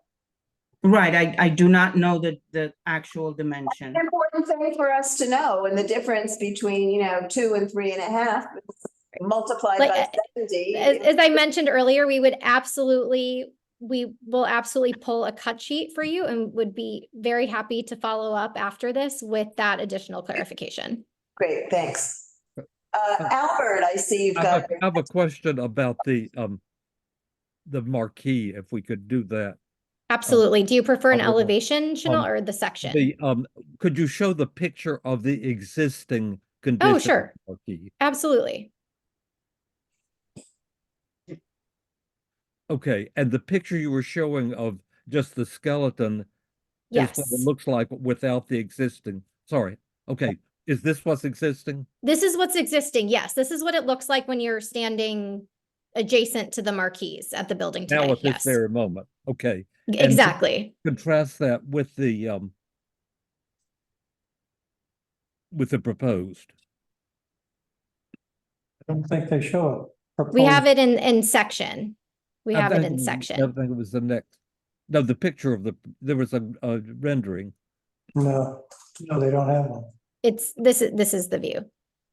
You There- can't see the okay. light bulbs, but you can So see that the it will look 3 solid. faces, as it were, are covered solid, and the roof is solid.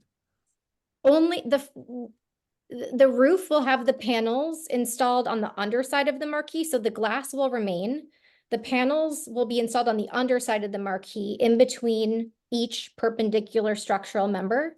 But the Right. face of the marquee remains as is, and the sides of the marquee remain as is. So the only design The sides are not modification, covered, I see. that's Okay, I correct, can that's correct. see The that. only Okay. modification we're making is the So panels the installed on the only solid underside. is, the only solid thing is the panels that form the roof. Yes, exactly. But Okay. again, the glass Yeah. is staying, and the It glass was is just staying the in ribbon. place. I have So it that now. will be there in the future.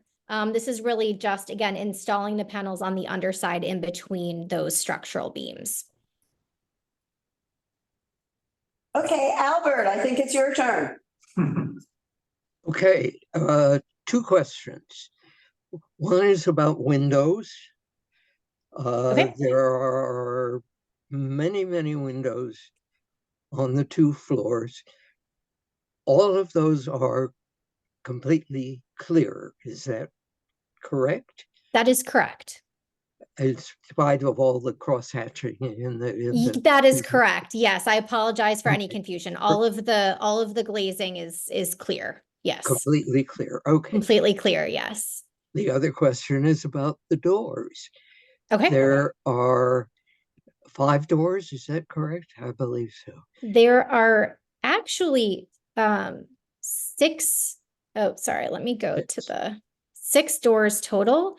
There are 3 doors currently on Gansevoort, and then these 3 doors on Washington Street. Those are all for the retail space. And one of those many doors provides access to the upper floors, correct? This door here, which is not part of that count of 6, this door provides access to the upper floors. Okay. And one more thing about the doors. Sure. They are all ADA compliant. They look to be at sidewalk level. They are. Okay, thank you. Yes, they are at sidewalk level. Yes, and this is a new building. It was just completed in 2021, so everything should be Okay. up to code. Yes. Very But we good. will make sure that that's maintained. Yes. Thank you so much. Oh, Valerie. Hi, question, on slide 26 with the signage. Yes. Let me turn You to that quickly. You had said 3 inches, but it's 3 feet, right? I'm sorry? You had said 3 inches, I think, during your presentation. They said 3 feet. Okay, 3 feet, okay. 3 inches is the dimensional signage at the marquee, but yeah, it's 3'11". It's just shy of 4 feet for the YSL sign. Thank you. And then there's some comments you may want to click on in the chat from Yeah. Donna. I saw them. You saw them? Okay. Thanks. Okay, Chanel, do you have any other questions? No, I'm fine now. Thank you. Okay, we'll move to the public then. Although I think one of your presenters or one of your designers, Julie, has a raised hand. Oh, now it went away. Never mind. Okay. All right, thanks. All right, so then the first raised hand is Pete Davies. Hi, Pete. Hi, thank you. If you could just give us a little more clarity about the marquee, the top level, say you're on the High Line and looking down at the marquee, what is the material that you're looking at from above? That you will see? Glass. You are looking at the glass that's there now. Ah, so from above, all the wiring that was mentioned, you'll see. We will work, the team will work. That's an interesting point. We'll work to make sure that the look of that is okay when it's completed. Okay, thank you. But thank you for, yes, bringing that to our attention. And now we'll move to Zach Weinstein. Hello, can you hear me? Yep. Great. Yeah, my name is Zach Weinstein. I live at 92 Horatio Street. I'm with Save Gansevoort. I live 1 block south of this location. My concerns and questions revolve around the illumination on the canopy. First of all, the applicant keeps referring to this thing as a marquee. In the meat market, these aren't marquees, they're canopies or conceivably awnings. Marquee is overtones of sort of a theater marquee or a movie marquee. A structure which is designed to incorporate bright lights, advertising, draw attention to itself. And historically, obviously, that's not really the function that these canopies have fulfilled in the meat market. By my count, there are 12 bays on the Gansevoort Street side, 10 bays on the Washington Street side. That's a total of 154 bulbs. If there's 7 bulbs per bay, that's one heck of a lot of bulbs, one heck of a lot of lighting. Are there any limits, specifications for how bright these bulbs will be? Is the color going to be specified in the LPC application? How much light are these things going to be putting out? And then another key question for me is, will these bulbs be visible not just from underneath the canopy, but will they be visible through the side, through the edges of the canopy? In other words, if one is on Washington Street looking north towards these canopies, will those bright bulbs be visible through the lattice work that forms the southern edge of the canopy, or from the other side, from the northern edge of the canopy? And I'm saying this because there've been pop-ups in this space which have done some really lousy things with the canopies. They put up bright yellow signage, other things which are very distracting color-wise and which are visible for like 2 blocks away down Washington Street, because these canopies are very prominent and they do stick out far over the sidewalk.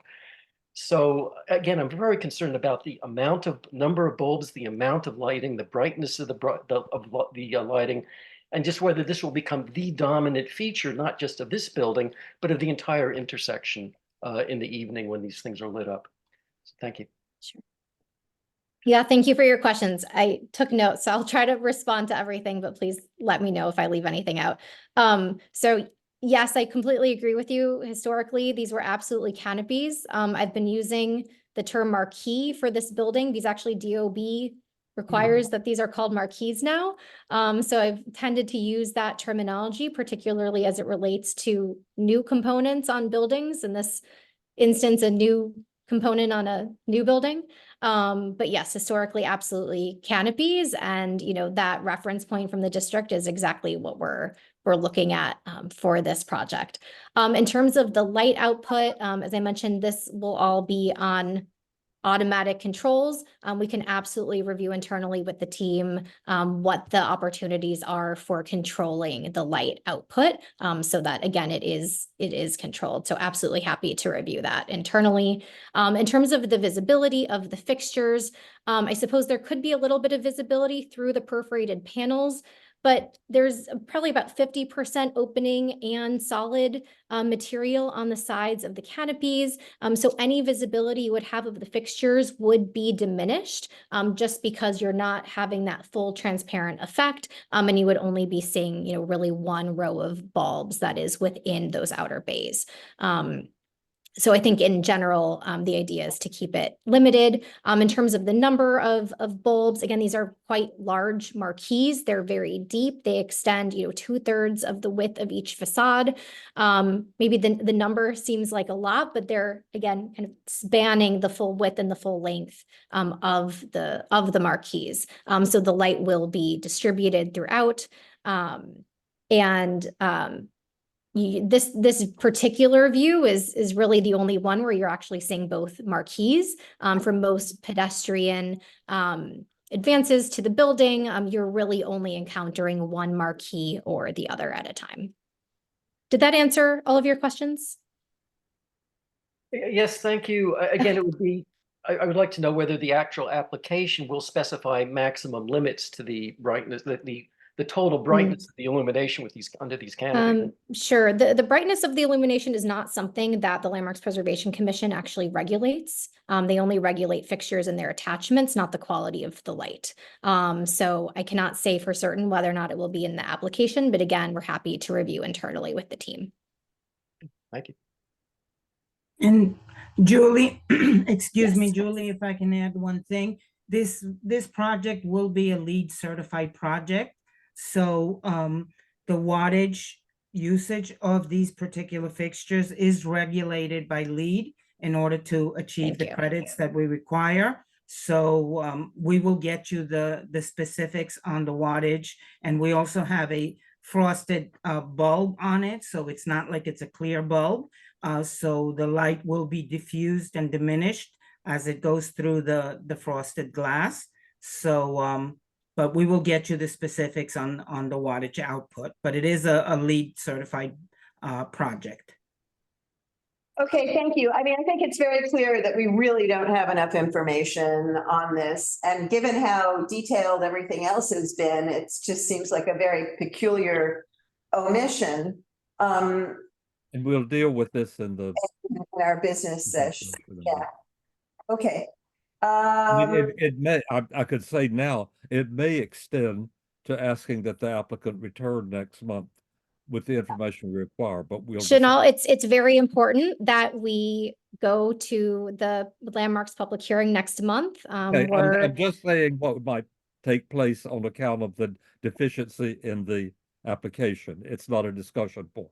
Right. Well, I apologize for the omission, but I've tried to explain the intent as clearly as possible this evening. Again, I'm happy to continue to go over the details if there are any questions. But, you know, unfortunately, this is a public hearing, and the public will not have, as you send us more information in the morning, the public won't have access to that information. Sure, but I'm sharing as much information as I can for you and the public now. So hopefully that will be of assistance. Okay, thank you. I see we have Ann Mitchell-Tree. Please go ahead. Well, okay, now can you hear me? Yep. Okay, hi, yes, it's Ann Mitchell-Tree. I don't live down there. I live on East 5th Street.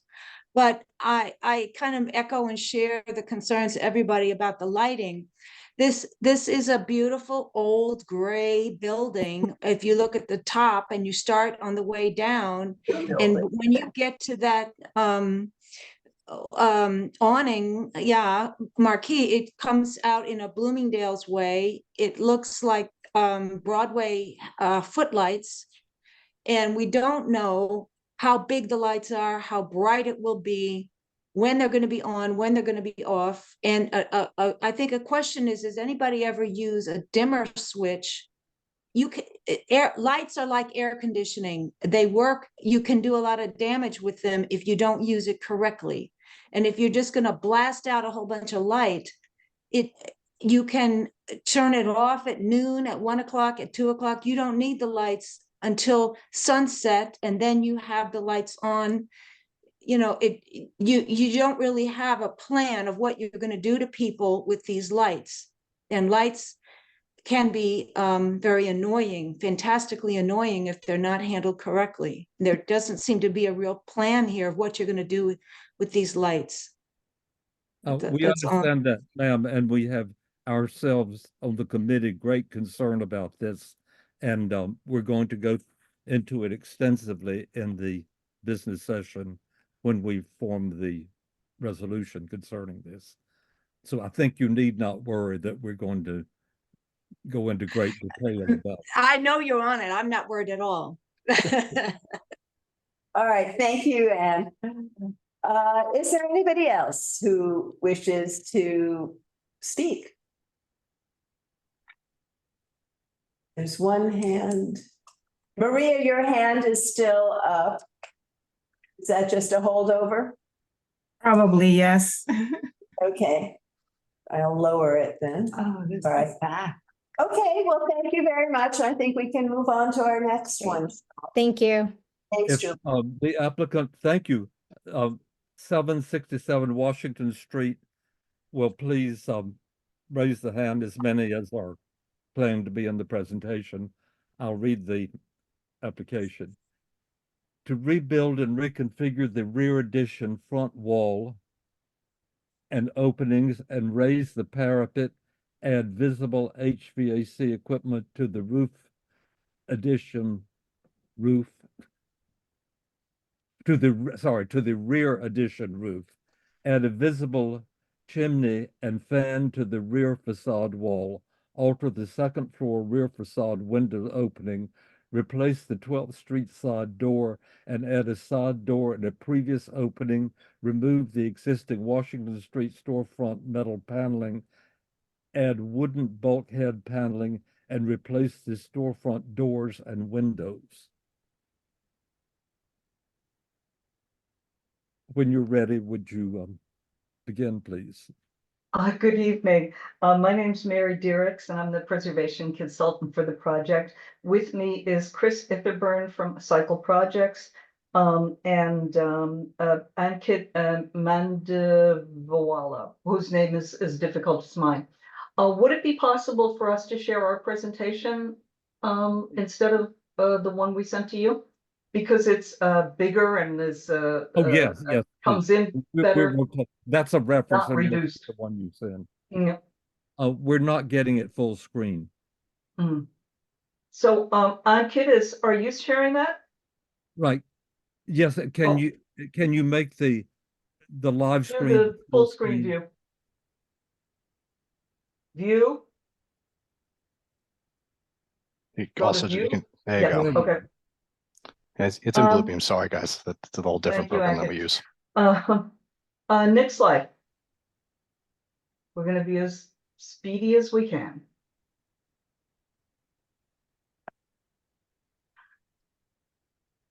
And I think you'll need to use the arrows to this is 767 Washington, which people may remember, which for years held tortilla flats. I'm going to go over, because there are a lot, we're not destroying the building, we're not completely redoing it, but there are a lot of little things. So I'm going to go over the scope again very briefly. The Washington Street storefront, we're removing the metal paneling. Since this picture was taken, a piece on the top fell off, but that wasn't even original anyway. And bring back the brick piers and the stone banding above the storefront. Add a wooden bulkhead paneling, which wasn't in the historic photos, but softens the storefront, and replace the doors and window. On the 12th Street side, there was a door at the corner near the storefront, and we're bringing that back, and we're replacing the other doors, leaving the other ones in place. We're gonna alter the second floor rear facade window opening. That's in the back. We'll show you pictures later, and add a new window. Some of these things may wind up being staff level, but right now it's unclear, so we're presenting them all. We're going to add a visible metal chimney and fan to the rear facade wall. We're reconstructing and slightly reconfiguring the rear addition front wall and openings and raising the parapet a little bit. And we're adding a visible HVAC equipment and an enclosure. And we're excavating the basement at the rear addition to basically almost make it match with the front, the main building basement, which we're lowering by 2 feet. Next, Ankit. So the building was built in 1842 and still has that really kind of old federal style characteristic peaked roof, but it's been altered a lot, especially at the ground floor. Here it is in 1932 and 1940.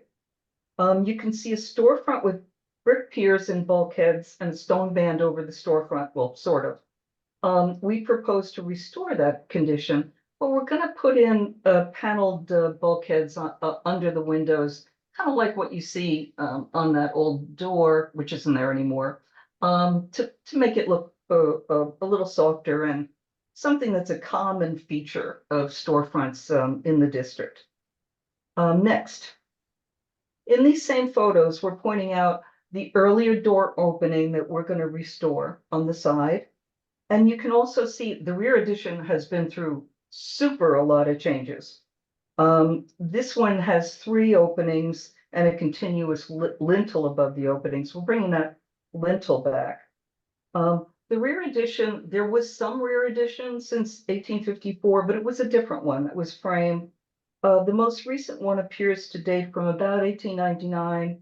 It was a stable, then a garage, and then just commercial.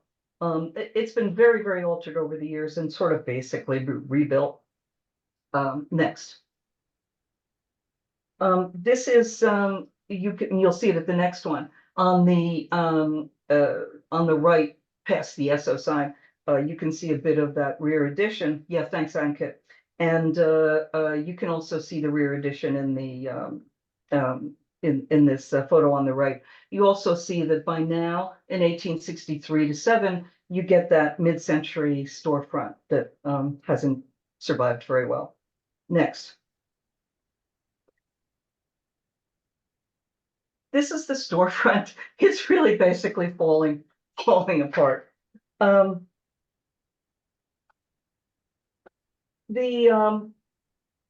It's all the top panels are not original. They were added sometime after designation.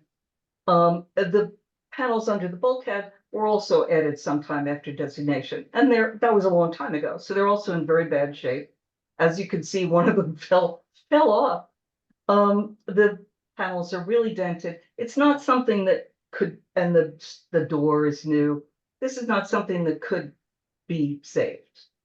So our view is to go back to an earlier iteration with the brick. Next. Here's the rear addition. You can just barely see the second floor window that we're going to enlarge, and that's the rear addition that's had a lot of changes. Next. This rear addition, this is an earlier photo before when it was painted, before the parapet was completely rebuilt. And on the right, you see the rebuilt parapet. The infill is modern, but even that was approved to be replaced, but it never was done. Next. So this is actually what's left of, we think, what's left of the original rear addition, those red parts. The reason we're bringing this up is because we're going to be proposing to reconstruct this wall because it's not going to survive the basement excavation. So, and we can salvage the brick piers. Next. And now Chris Itherburn of Cycle Projects is going to take you through the design. Chris. Okay, so we here see the West 12th Street facade. Just wanted to show the existing facade to show the scope of work of the removal. To reiterate, the infill masonry and steel panels that were previously approved to be removed are now going to be removed. There's a non-historic parapet that was rebuilt that you saw in the previous photo. Also on this, you'll see the existing historic masonry and stone piers that we intend to save, as you saw in the last slide. The original building is in the first floor building is in disrepair. As you can see the steel lintels that are sagging. They're only the building itself is only 2 wides of masonry, and just so we're clear, we're talking about just the 1-story addition on the back, not the 3-story building that most of the photos actually show. And again, we intend on saving the brick and bluestone piers and to reconstruct them in kind for this. Next slide. This is showing the proposed work. We are replacing the 12th Street door and adding a single door as in a previous opening. So the previous opening was right at the corner of West 12th and Washington. We are adding you can see here, we're adding the visible metal chimney for the kitchen exhaust on the rear facade wall location, and the height is to be determined based on the code requirements. That's what you can see, the dimension that's shown there. This is basically the only place that we can really put the exhaust itself. Otherwise, the mushroom fan would have to be above the gable. It would be more visible. So our intent here is to provide a slightly larger parapet to obscure the fan and the exhaust. Also, we are adding HVAC equipment that you can see in a glass or in a metal and steel frame enclosure that you see on the left side of the drawing, which will have metal louvers that for heat rejection for the units.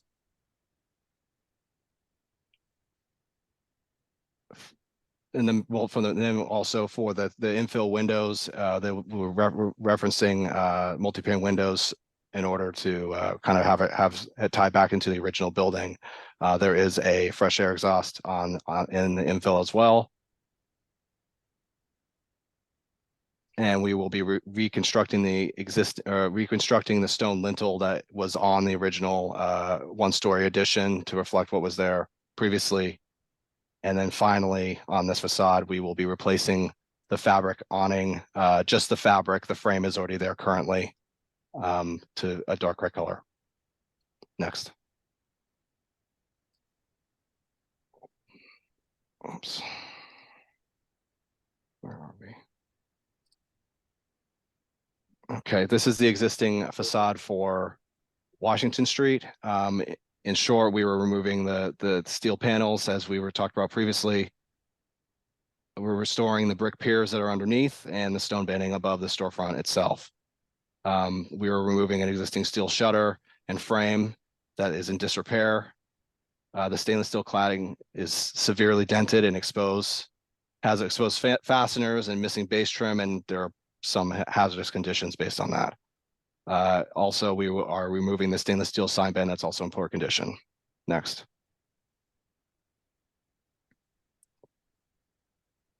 Okay, this is the new facade.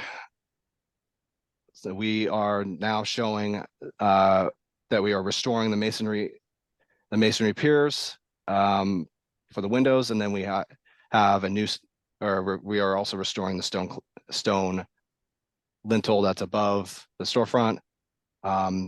We are adding, or we are replacing the door with a new wooden glass door, which would be more representative of the historic context that you see in the 1940s photo.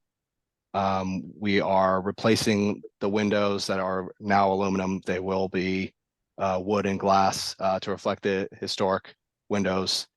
And we will be adding a wooden bulkhead of cleared sealed wood that will be in plane with the current brick facade. Next.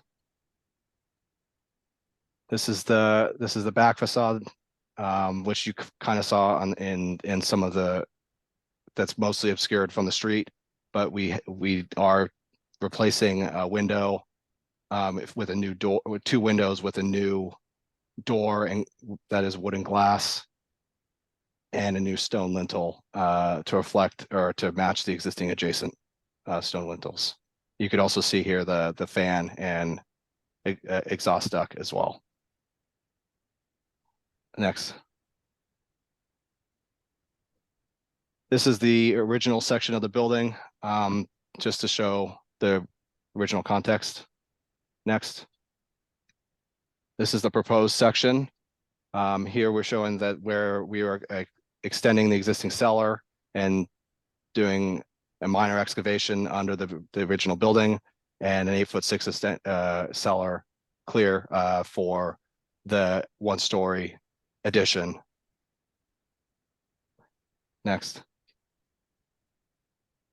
These are the existing and proposed floor plans for the cellar. You can see the extension of the cellar in this plan. Next. This is the existing and proposed ground floor. One thing while we're on the cellar still, could Yep. you go back to the last slide?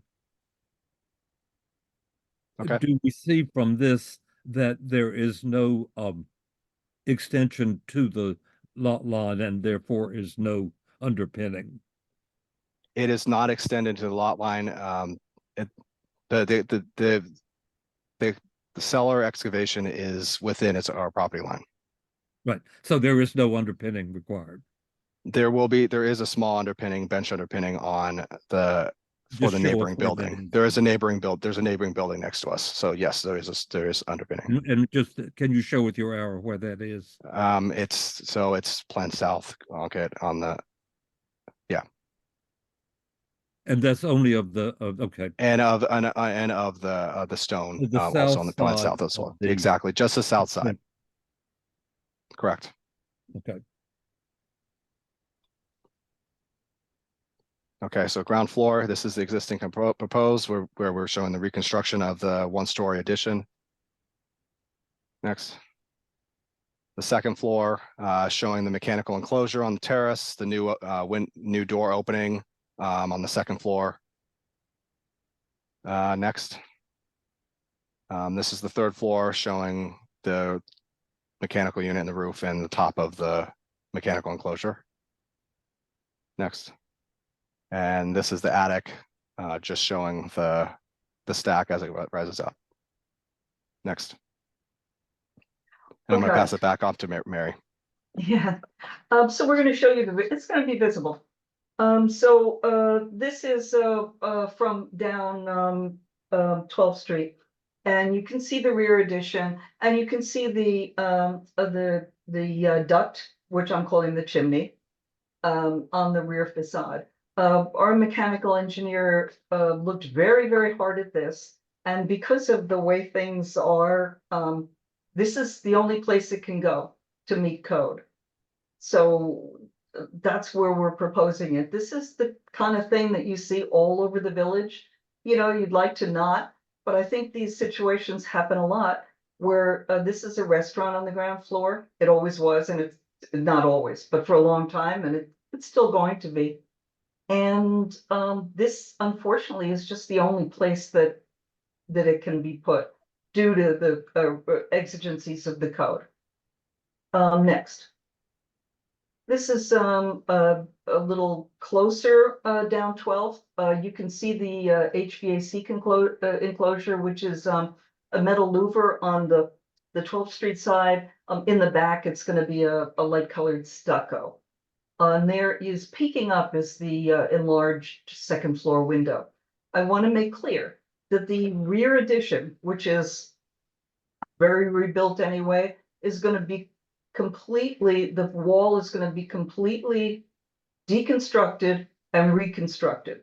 And it has to be because it's as a too wide wall, it's not going to stand up to the excavation.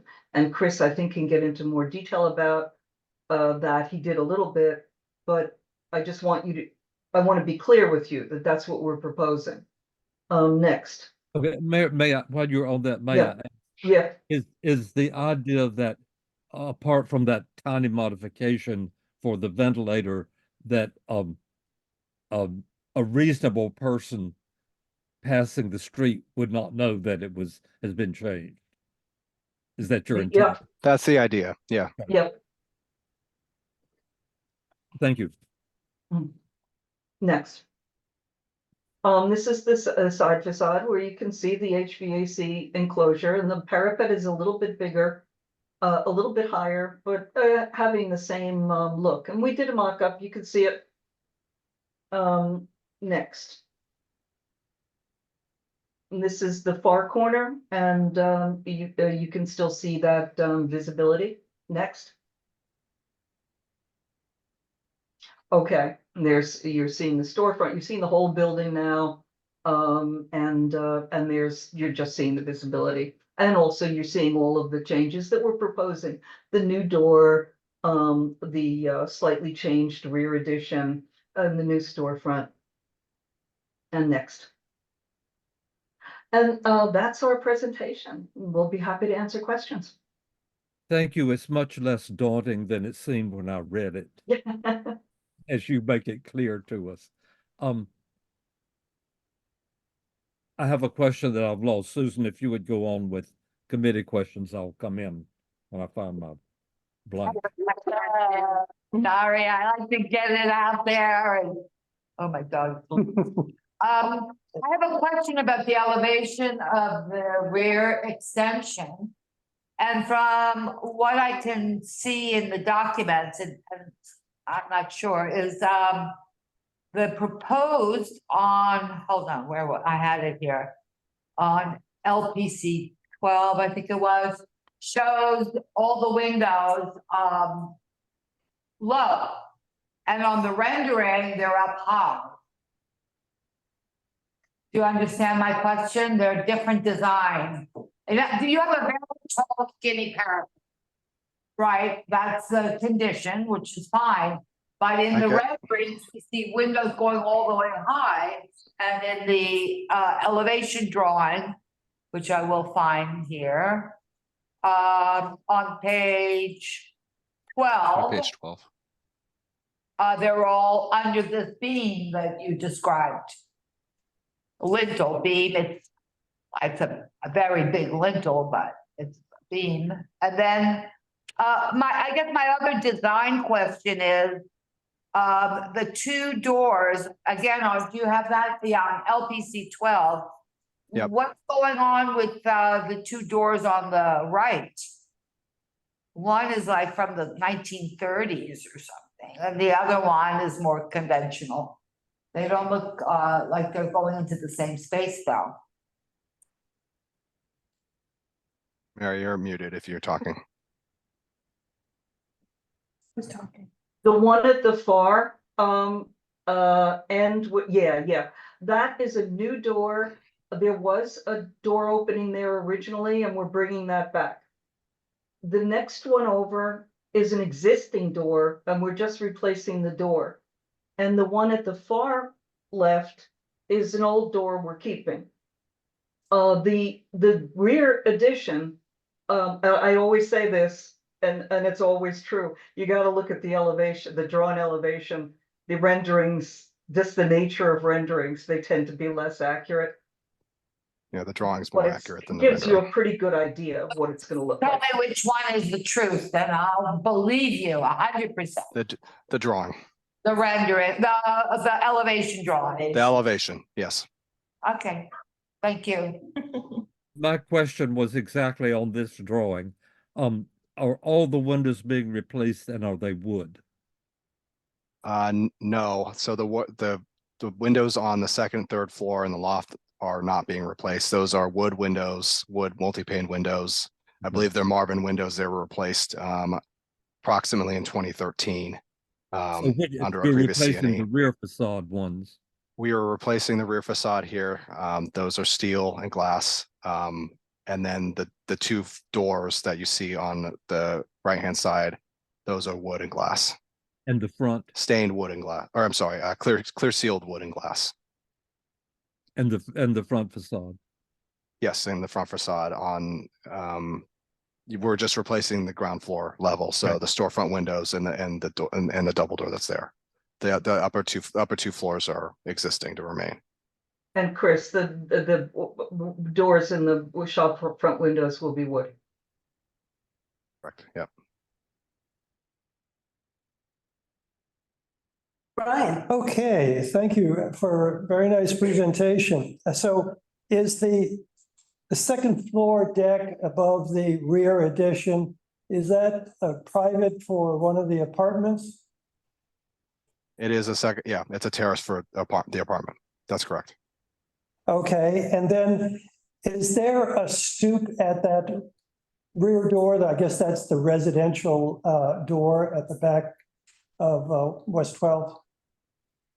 That's existing that is going to remain. It looks like there's a stoop and a extension. There's a small set, there's two steps that are, there's one, I'm sorry, there is one step there and then and the level raises up approximately 7-8 inches for the door entrance. That's an existing condition That's an existing condition. Yes, that's correct. Into the sidewalk. We do intend on restoring some of it. There is some issues with the concrete stair. It needs to be repaired a little bit. The finials on and the steel cast iron newel needs to be repaired, but we're going to repair it in kind. Okay, and then finally, for me, the front downspout seems to have been relocated, and I was wondering how you're handling. Yes. that we're internally running the storm drain. That is correct. Internally, okay. Thank you. That's a big improvement. Thank you. Albert, please. Yes. Question about the cellar excavation, which is not part of your application here. However, I think we should know how much of the area is to be excavated and how deep, because of its possible effect on adjacent structures. Well, it's 8.6, and it's not quite, but very similar to the cellar in the main building, which will be excavated just a little under 2 feet because the ceiling's too low. This condition is almost at the staff approval level, but maybe not quite. So the staff level approval allows for an extension of an existing basement, which is what we're doing here. But the excavation of 8.6 and the fact that we're excavating, it's going to be a little lower, and the main block is going to be excavated a little, may put it out of staff level approval, but it's very close. And just so we're clear too, we are having a structural monitoring system set up during construction for something like this. And it's already set up. We already have a structural engineer on the job that it will be assigned for monitoring. Thank you. That is very important. Thank you. Okay, is there any other committee member with a question? Seeing none. I see that there are a couple of hands. Steve Miles, followed by Zach Weinstein. Steve, go ahead. Hello, hi, I'm Steve Miles. I just had my hand up because just in case we needed to speak. I'm working for Chrome Hearts. I've been with Chrome Hearts for a couple of months now. I am the director of architecture there, and really excited to be working on this project with this project team, Cycle Projects and all, and just anxious to hear your feedback. Okay, great. So, okay, very good. Thank you. Zach. Yes, hello, can you hear me? Yep. Great. Yeah, Zach Weinstein again. So I had 3 questions, concerns about this application. The first regards the ground floor Washington Street facade. I certainly understand removing the steel ornamental panels that are not authentic and are in bad shape. But what's replacing them seems unnecessarily bland and ahistoric and unrelated to the ahistoric, not only in terms of unrelated to the district as a whole, but the history of this particular building in particular.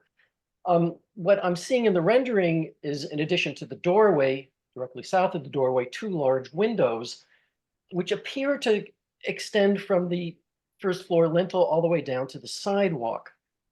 There's like a black base underneath those windows. I'm not quite sure what that paneling is going to consist of.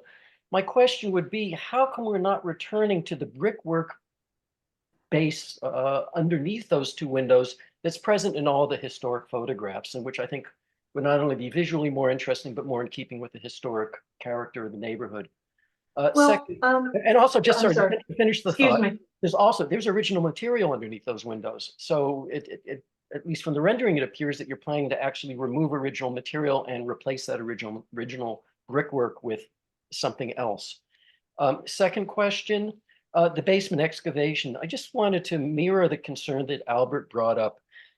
There's been a terrible history of LPC allowing excavation work under historic buildings, leading to the structural damage to those buildings and the collapse of those buildings, or the collapse of walls of those buildings.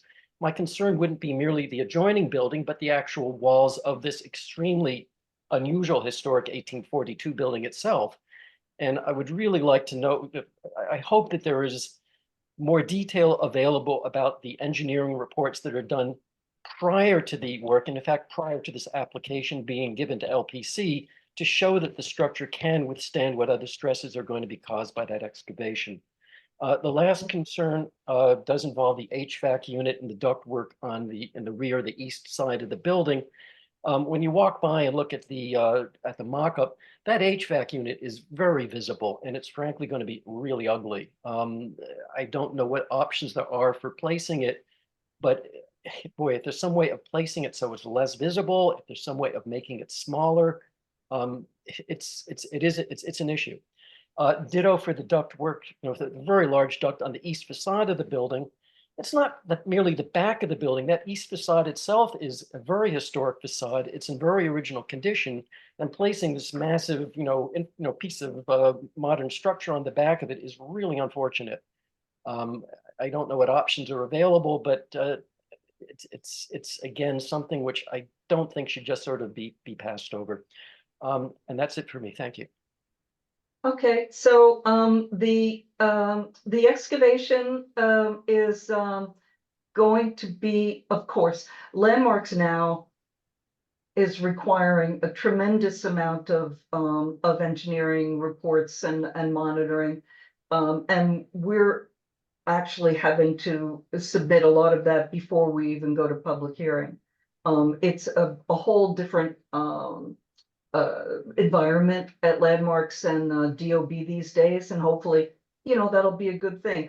And it's been terrible. Our proposal is pretty modest compared to what a lot of these the troubled projects have been. So I think we're really good there in terms of protecting all the buildings and protecting this one in particular, considering it's already got that basement. So we're not like knocking it, except for a little bit, into the walls. We looked really hard. The HVAC equipment, that's as big as it needs to be, and it's the only it's kind of the farthest away it can go. It's almost at a level with the garage next door, so it is going to be up against the garage wall, and only very slightly over it. So it's something that will be seen against the background of the adjacent building. The chimney, we really looked, and there was nowhere else it could go. And yeah, they're not that great looking, but it's something that you see absolutely all over the village. So, that's just a kind of a typical village landscape, and has been for the last 50, 60, 75 years. As far as the front storefront, the storefront goes, yeah, this is a historic storefront. We know it existed at least from 1832. It's very unlikely that the storefront existed in this way in the 19th century. It's not a 19th century storefront, but it's there now, and it's true, and it's old, or inside it's old. We're just, the only thing different that we're proposing is to use paneled wooden bulkheads under the shop front windows instead of having the brick. And that does require removal of a white brick. We're doing that because to us, it looks kind of stark and a lot less historic. It's not a typical storefront with all that brick. And the paneled bulkhead brings it a little bit more in tune with the district. But it is true that and it probably had something like that back before this alteration in maybe the 20s or the 30s. But yes, but that's what we're proposing, mostly restoration with a little bit of change. And just to add about the kitchen exhaust, I mean, the code requires that the exhaust itself is 10 feet away from property line. The original tortilla flats exhaust was in a non-compliant condition. It was underneath it was below the parapet, so you couldn't see it previously, but that's not what the code allows anymore. So it has to be risen above the parapet itself. It also has to be 10 feet away from the neighboring properties. It also has to be 3 feet away from any operable window. So you can see how that limits us as far as where it can go. We ended up doing a more expensive solution as far as keeping the fan a lower inline fan and running the duct up as opposed to we could have theoretically put a mushroom fan above the roof, but that would make the mechanical equipment more visible. So we chose not to do that. Anybody else? Oh, Anne Mitchell-Tree, please go ahead. Hi, yeah, can you hear me? Yeah. Yeah, okay, can you go back to LPC 14? I'm going to just, I think, copy exactly what's already been said. When I look at the 1940 municipal archives, I look at that photo. I really like that design. I like the way the brick comes down, the brick goes across the sidewalk and goes back up. The way the brick is laid underneath those windows. I don't see how you could improve on that, and I don't know why you just don't keep that. To me, it looks very East Village. It looks like something I've seen in the movies. It rings true to me, and I wouldn't change it. I like it the way it was in that photo. Okay, thank you. Thanks, Anne. Anybody else? Okay, I think we can move on. Thank you very much, Mary. Thank you. Thank you. Chris, and we can move on.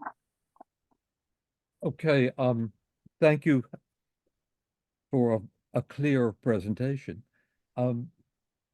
Canal Street, Broadway, Eugene, if you can put up as many as are needed. I'll read the application. 301 Canal Street and 419 to 423 Broadway. The application is to reclad the existing structure at 301 Canal Street and 419 Broadway, and to install new storefronts and signage, and to replace the storefront and install new signage, construct a rear addition, and install a new stair bulkhead at 423 Broadway. This will be a familiar address to people who've been around for, just a moment, please.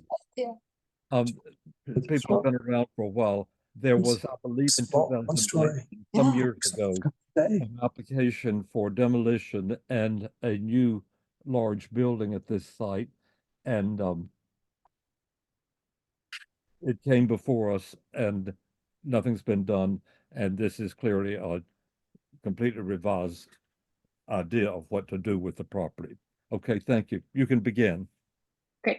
Hi, good evening. Erin Ruley, Higgins Quays Barth and Partners. We're the preservation consultants for this project. And we were on the. To hear you, is it your microphone or? Oh, it might be. Let's see. Let me my AirPods. Wait, I'm sorry. Maybe where you are with respect to it. Let's see. Is that better? Can you hear me? Yeah. Okay. Sorry about that. Erin Ruley. Don't speak too fast. Is okay.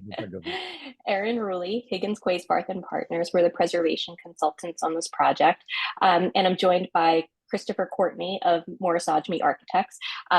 We all worked together on that previous proposal in 2017 for the 8-story building, and so Christopher, could we go to the first slide?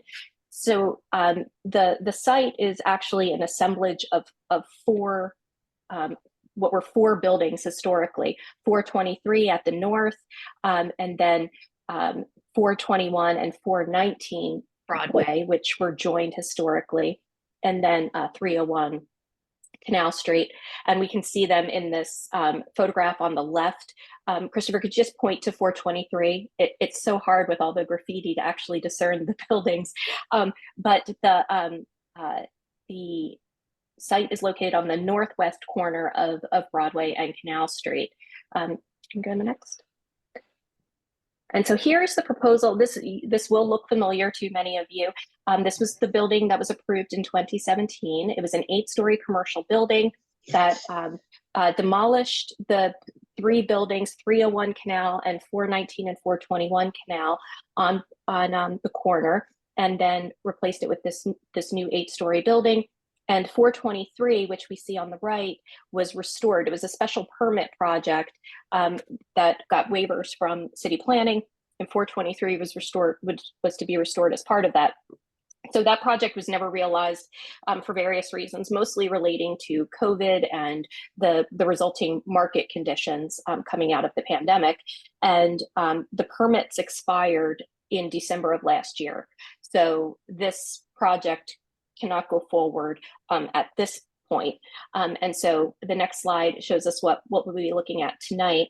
And so as Chanel explained, that this is really a proposal to reclad the existing 1- and 2-story structures that were to be demolished under the previous project and replace it with a 1-story commercial, unified facade of a 1-story commercial building. And the design is inspired by the cast iron bases that we see throughout the district. 423 remains part of the project. The base will be, the ground floor will be part of the commercial space of the, with the 1-story building, and the upper 2 floors will be converted for residential. And there's also a rear extension that you can see that's part of that residential conversion. But the primary facade will be restored. There's a new historicizing storefront proposed. The side elevation, which we see that sort of pitched gable, the pitched roof line of the historic building, that will be maintained. And then the addition sort of slides behind it, and it's in a different plane than the brick facade. And so it's really representing a lot of the complexity that we see in the history of the site itself. I think everyone's hope is that when the market returns, that this building is replaced with something more substantial. It's been the same ownership entity under the previous proposal and this, and they really need a viable use for the site at this point, because it's now been sitting for the past 6.5 years. Of course, Landmarks is not approving a temporary building. So this has been designed, of course, Morris's office is the design architect. It's been designed to recognize the importance of the site and draw on the character of the district in a way that at least, even though we don't have a more substantial building on the site now, really has some presence and integrity in terms of the overall design proposal. So from there, I think I'm, in the interest of time, because it's very late and we have a lot of context material in here, I will go quickly through, and if we want to go back to anything, we certainly can. So here, just an overview of the buildings themselves. At the top left is 301 Canal. This is a 2-story building. It was originally a mid-19th century building that was, the whole entire front facade has been replaced, and much of the interior structure was replaced in 1966. 419 Broadway, which we see to the right of that, this is the frontage along Canal, is a large, has large open bays beyond the roll down gates. There's no storefront infill, and so this is essentially a frame with large ahistoric openings. We'll look at that in a bit more detail. As you return on Broadway, the corner of Broadway, this was historically 2 separate buildings, 419 and 421. These were 4-story buildings that were cut down in the 1950s. And then, of course, 423 to the right, which was a federal period building originally, and then extended and received an Italianate cornice in the 1860s. So next. Great. Just to give you a sense of that history, on the top photo this is the Broadway frontage. So 419 is on our left, 421 is in the middle, and then 423, which is the remaining building, is shown there on the right before the taller loft building to the north. So this is the earlier generation of buildings on the site, 4-story Italianate buildings from the mid-19th century. The bottom photo gives you a sense to the left. So we're looking at the corner, but the building to the left is that 2-story commercial building that predated, that's the facade that predated the 1960s building that we have today. Next slide. In the 1950s, the 2 4-story buildings were cut down. And so what we see here in the designation photos is the essentially the existing condition of just the ground floor of the buildings. And then 423 is on the right. You can see by the time of designation, the base had been overclad with aluminum, corrugated aluminum system. And on the left, Christopher, maybe you could show 301. It's hard to see in this view, but in the 1960s facade is in place there by the time of designation. Okay, great.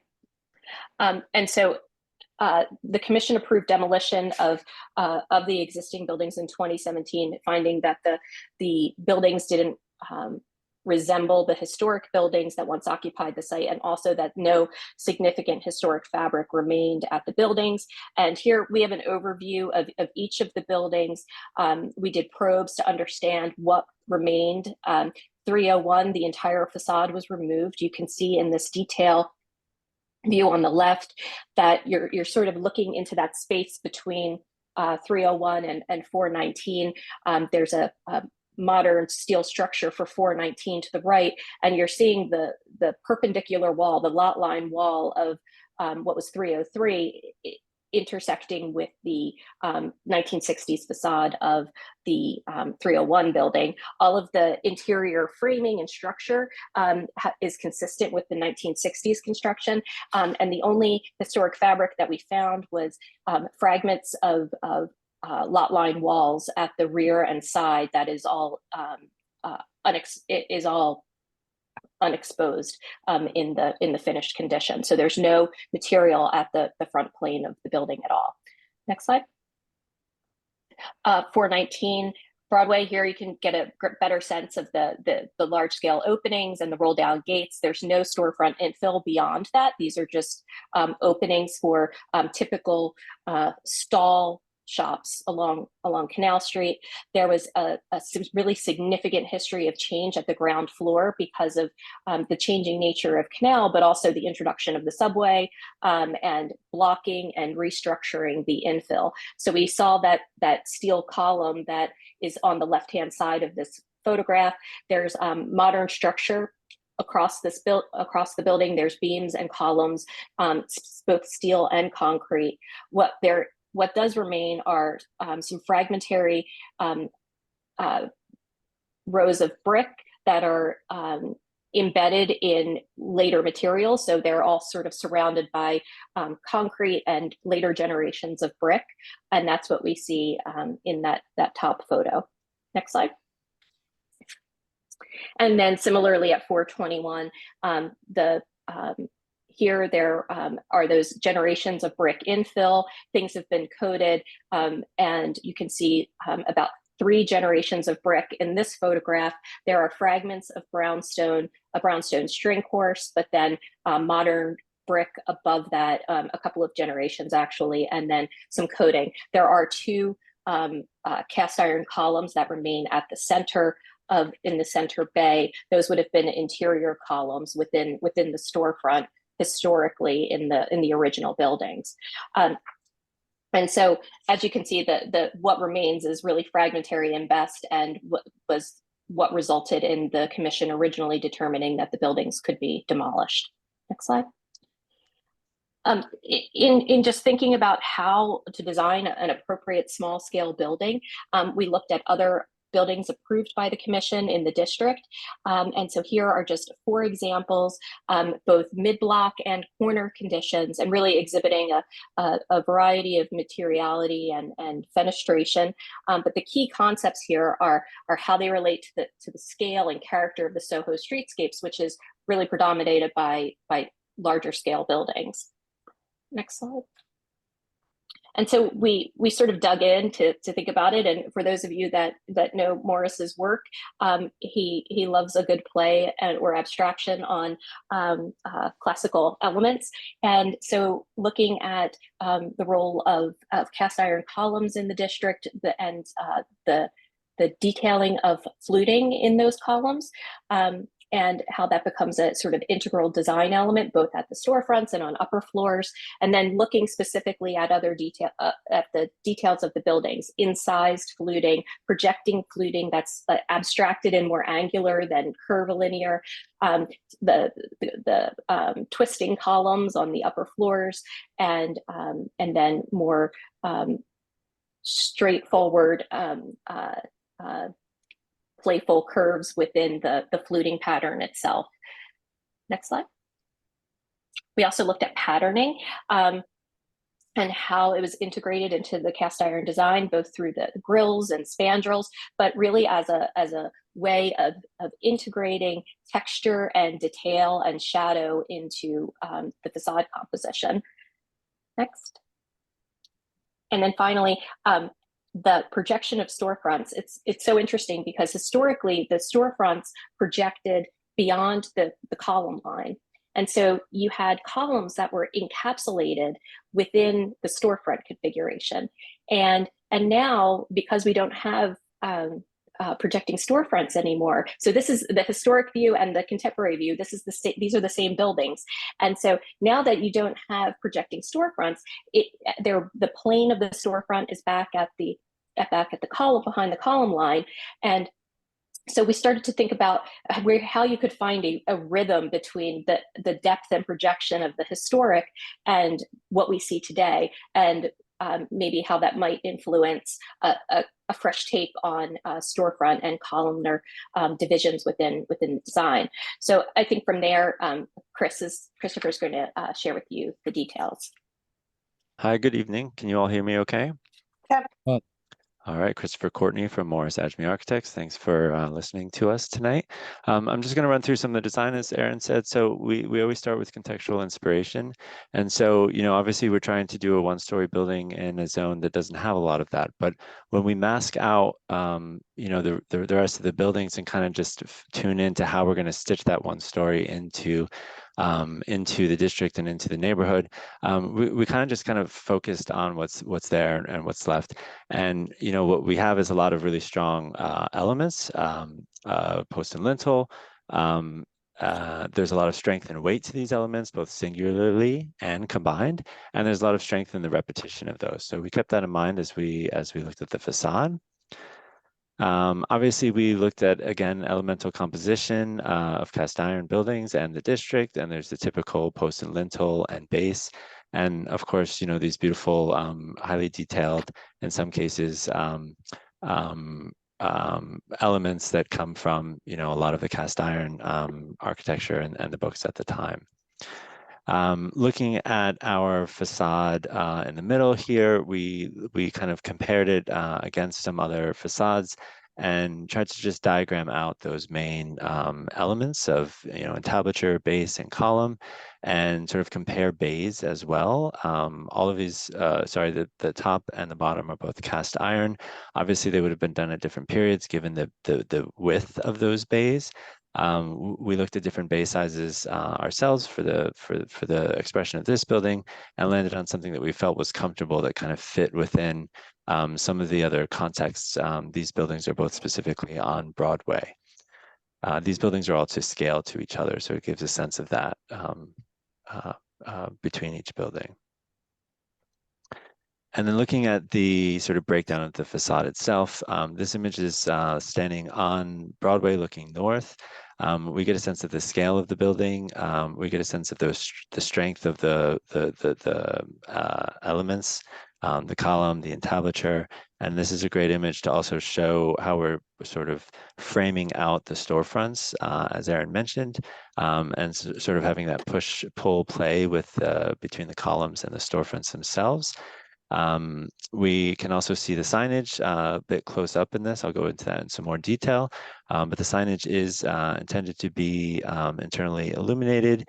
It's a 2-foot tall signage.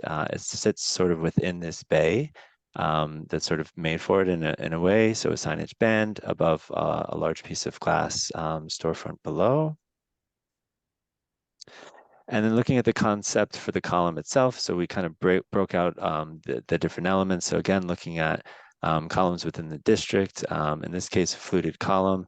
Next to it, an example of an engaged column, and then sort of trying to take a modern take on that. So giving homage to fluted, but doing it in a more tapered way, and then giving homage to entasis on a more classical condition, and doing that in a more modern and tapered way. Here on the top right is just a top plan of that, so you can see the tapering coming in. And then we kind of like to make a lot of paper maquettes, so it was worth showing some photos of one of those, looking at the tapering and how that could work with the column. And then moving up to the entablature, we borrowed a lot of the same ideas from the column. So, you know, no entablature is created equal, but they do have a certain rhythm to them, where there's a bit of a flat lower portion and an angled upper portion within that. So again, we have a sort of modern take on that. We borrowed a little bit from the tapering of the columns themselves to create that texture. And as Aaron mentioned earlier, we were looking at a lot of lattice patterns and sort of thinking about those in terms of how to extrapolate that along the length of that entablature. Again, another paper maquette. In this case, we were kind of looking at taking that pattern and pushing it in or pulling it out. And we landed on pulling it out. It gets a lot more shadow and depth and interest in there. So that's where we landed on that. Just another close-up of the entablature, a few dimensions. In this section, you can kind of see we have a little bit of a flat at the bottom of the entablature, and it starts to angle out towards the top portion of the entablature. You can see here the signage set within that depth. So there is a bit of a depth. You can kind of see some shadow that's created here as well. 2 foot high internally illuminated signage set within there. Looking at materials and a bit of details on this sheet, the entablature and the column would both be out of cast aluminum. The intent is to replicate cast iron, so that dimpled texture that we can get with cast aluminum, we would just look to follow that for, again, the entablature and the column. The remaining portion of the storefront would all be likely aluminum and specifically set back in the signage band, and the bulkhead would be a textured metal, a textured aluminum. All elements to be similarly colored to each other. What else is worth pointing out? Again, in talking about the play between the column and the storefront, and storefront these colors box. that you speak of are gray. These are yeah, a dark gray, Yeah, kind of right. a charcoal. Exactly. Yep. And so the bottom right is just that, just an enlarged plan to see the play between the column, which is engaged, and the framed out storefronts. An elevation on the right of Broadway and on the left of Canal Street. The overall height of the building changes. There's a good slope here on the corner, but it goes between 21 and 23 feet. There's some dimensions on there. The bays are similarly sized between, but on Canal Street, they're a little larger just given the overall length. So it's 18 and change. Widths on Canal Street, and Broadway is about 17 and a half center to center for those bays.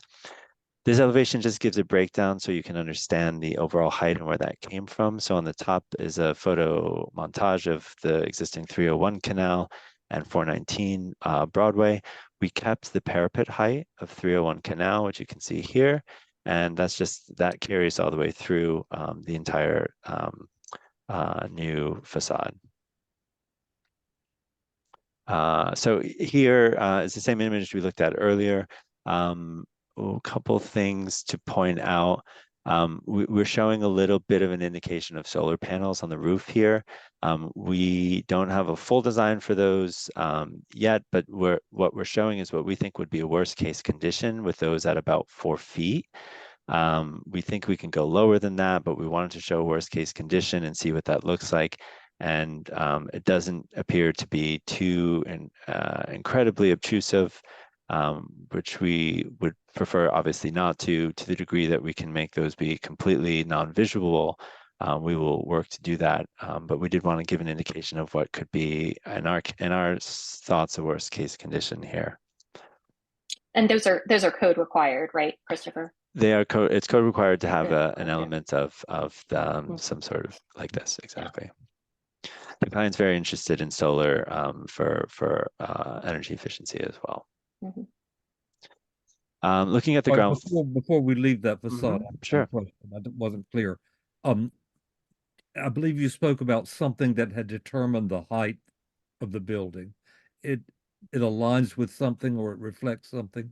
Yeah. So if we look back at this elevation, so 301 Canal is the existing building that's here, and the parapet height there, that's what we used as the new height. So 421, and 419 are here on the right.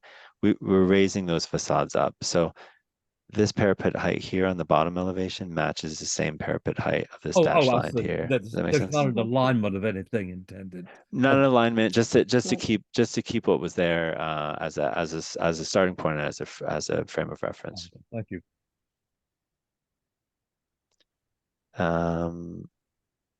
I'm going to, moving on to the ground floor. So this ground floor shows all of the spaces combined.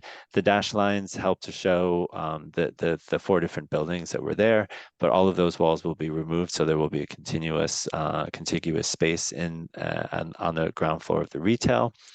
The door at the center of this new portion of the facade will be on grade. That will be the main entrance. There are 2 sets of secondary doors. Those will not be on grade because of the slope. They'll have a step down into the space. This is being filed as old code. So these 2 secondary doors do not require to have a ramp, just a step only. And the residential entry was on the south side of 423 previously with the stairs. That will be moved to the north. So you can see the main entry to the residential floors going in there.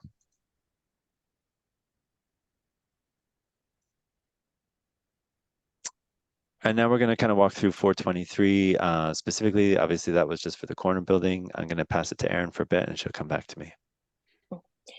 So here we have a lot of details showing the existing condition of the building. The facade, the primary facade, and the side elevation that we see on the left will all be restored as part of this, and we're following the same scope of work essentially that we did for the 2017 project. And so, but here you can see that the facades have been painted. There's extensive graffiti all over the building, painted, coated. We have the federal period lintels. Those are brownstone. They've been, some have been parged, some are just painted, but all of that will be restored to brownstone. And we have the sheet metal cornice that will be scraped, painted, and refinished. There's a historic fire escape, and the proposal, which we'll see in elevation, is going to be to keep the historic baskets but remove the ladders, because we have 2 means of egress for the residential units. And so and that is the same scope of work that was proposed under the 2017 project. On the bottom, you can see there's some sheet metal caps that have been added to the sills, and just flashing that's been added across where there are open brick joints. The ground floor has been completely altered. There's no historic structure that remains there. So all of the cast iron that was there previously was removed. And the existing fabric is just a aluminum cladding system that covers the entire base of the building. Next slide. At the rear, the bottom right is a good sort of segue, I think. That is there. The ground floor is full depth, so it goes all the way to the rear lot line, and that's sort of that deep interior space. And then if we look to the left, we're on the roof of that 1-story extension that goes all the way back. So that's the perpendicular building to us that fronts onto Canal Street. And then if we turn back around and look at the facade, you'll see we have the pitched roof. It has a sort of recent membrane roof with 2 low dormers. There's 1 story of common brick, and then the window openings originally had segmental arches. Those have been altered to some degree, but there's also everything's been coated with a mastic coating, which we see as that black finish that's around all of the windows and that opening that has been punched at the south end of the building. And of course, there's mechanical located there currently. Next slide. Okay, so here is the overall proposed scope of work. This is a detailed restoration drawing based on the 2017 project, but essentially stripping the facade, restoring all of the brickwork, repointing as needed, and replacing brick as needed, repair and replacement and patching of the brownstone sills and lintels. The fire escape, as I mentioned, the baskets will be retained, the drop ladders will be removed. There'll be new 2/2 windows. These are going to be wood with a fixed upper sash and a tilt and turn lower sash, so that it gives, those are more energy efficient windows. We see that pretty often now in row house design, that the lower sash is operable and the upper is fixed. And then of course the cornice will be restored. At the ground floor, Christopher, let's jump to the next page, so I think we can talk about the storefront here. So the design here is sort of a historicizing contemporary storefront. It will be have wood pilasters and a wood bulkhead that you can see is paneled across the bottom of the display window. There'll be a stone sill water table along the base to keep the wood off of the sidewalk level. The windows and the doors themselves will be aluminum. And as Christopher mentioned, the door to the north on the right is the residential entry, and then the door to the south is another commercial entry there. The cornice, you can see in the detail, has some nicely detailed profiles, and then at the frieze there will be internally illuminated signage located there as well, and that will be 2 feet in height. Next slide. Great. So here's a detail of those windows, the 2/2. So getting as close as possible to the historic configuration. What's there now is a replica window as well. Next slide. Well, more details of those windows and the side elevation. So here, the most important thing here is that we'll be stabilizing this wall prior to construction to ensure that it's protected. It's a very old building.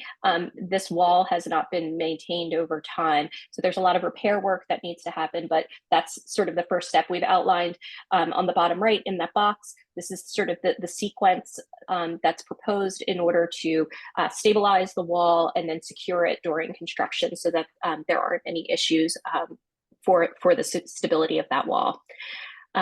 And then the other notable scope item here is that the 2 chimneys that are located on the north side of the building, these abut the tall loft building to the north. Those will be removed as part of this as well. So Christopher, I think you'll take it through now. Yep. So as Aaron mentioned, the south portion of the brick wall will be cleaned up and restored and protected. You can see here, this is just in front of it. There's a mechanical screen. There'll be a few mechanical units that the space is shared both for the residential units and the commercial space below. There are 2 floors of residential, so they both run all the way through both the existing brick building as well as the extension. The extension is to be clad in standing seam aluminum. It will be zinc colored and it will have a little bit of a texture to it. And you can see the stair up above here. Just to point out, actually in this next drawing, in section. This second floor residential unit will have access to the rest of the rear yard as a private terrace. And the third floor will have a private terrace up above here, hence the stair bulkhead. There's no need for a railing there because we've incorporated a 3'6" parapet to take care of that. You can see a little bit in plan here, and Aaron mentioned earlier that the extension will be set back 8 inches from the brick wall, so there will be that recess, and that runs the whole height and along the angle, so the entire facade will be sort of recessed back a bit. The rear facade, since the extension is coming out, the rear facade will be fully removed and in place. Again, that standing seam will return around with punched openings for terrace doors and windows above. You can see that mechanical screen. It's not actually attached to the brick wall. It's just, that is just where the mechanical equipment will be housed.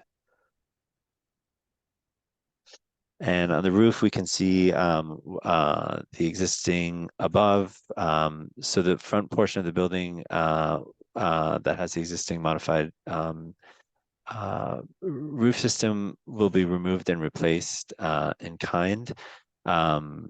The back portion, this is above, will be removed to make way for the extension, which will be replaced with a paver system. The lower terrace will also be replaced with a paver system at the roof. And that is the last slide for the presentation. Chenault, you're muted. I have a question about the extension. Is it, does it not have visibility? Or is it all covered up in the side, the newly worked side? Do we Christopher, see can you outline the you can. Yeah, you can see it here, Chanel. You can see it from the street. Yeah, we've kind of tried to give it a light color so it does recede. It's not going to recede visually, but if it's played the trick for you here, then maybe we have succeeded. But the intent is to have a lighter color so it recedes and be a different tone from the main part of the facade down here. But it is visible. Building on the north as well, obviously. Yeah, and I know, Christopher, I'm not sure if you mentioned, but it's standing seam with it's aluminum, but it'll have a sort of a zinc colored finish. Exactly. So that's sort of soft gray. Okay. I don't have questions, Susan, if you want to start. May I encourage with the committee that if one person says something, let that be said. And then in the executive session, we can go into it more detail if we need to. Thank you. The hour is late. I have a short comment. How's that? Brief. When I first saw the project, I thought the signage was way too big. And I thought, well, keep an open mind. Came all the way to the end. I still think it's too big. So I think it can also be part of as the rendering. The cornice is called out at 4 feet tall, and the signage to me looks almost as big. So I just think the cornice should still be the biggest thing. So that's just a comment. I would prefer it smaller. Thank you. Brian, do you have anything? I just wanted to be clear, is the structure of the corner building, is that staying the way it is, or is it totally new structure? So that's a good question. It's a bit of a mix. The facade will be removed and new structure will be installed to support the columns and the new portion of the roof. The roof at 301, which is this one bay all the way on the west, the roof of this will remain intact, and the north wall will remain intact. As 419 and 421 are raised up to match the height of that, they will need a new roof. So like I said, there's a bit of a mix of things happening there. Thank you. That's all. I have a question again regarding the signage. Could you remind me what the illumination of that signage is? Is it internally illuminated acrylic letters? That's correct. Internally illuminated acrylic letters, 2 feet tall. Yes. Okay, thank you. Each letter is illuminated, or is it a light box? Sorry, I'm not sure I understood. Is it a light box, or is each letter individually illuminated? Each letter is individually illuminated, not a box.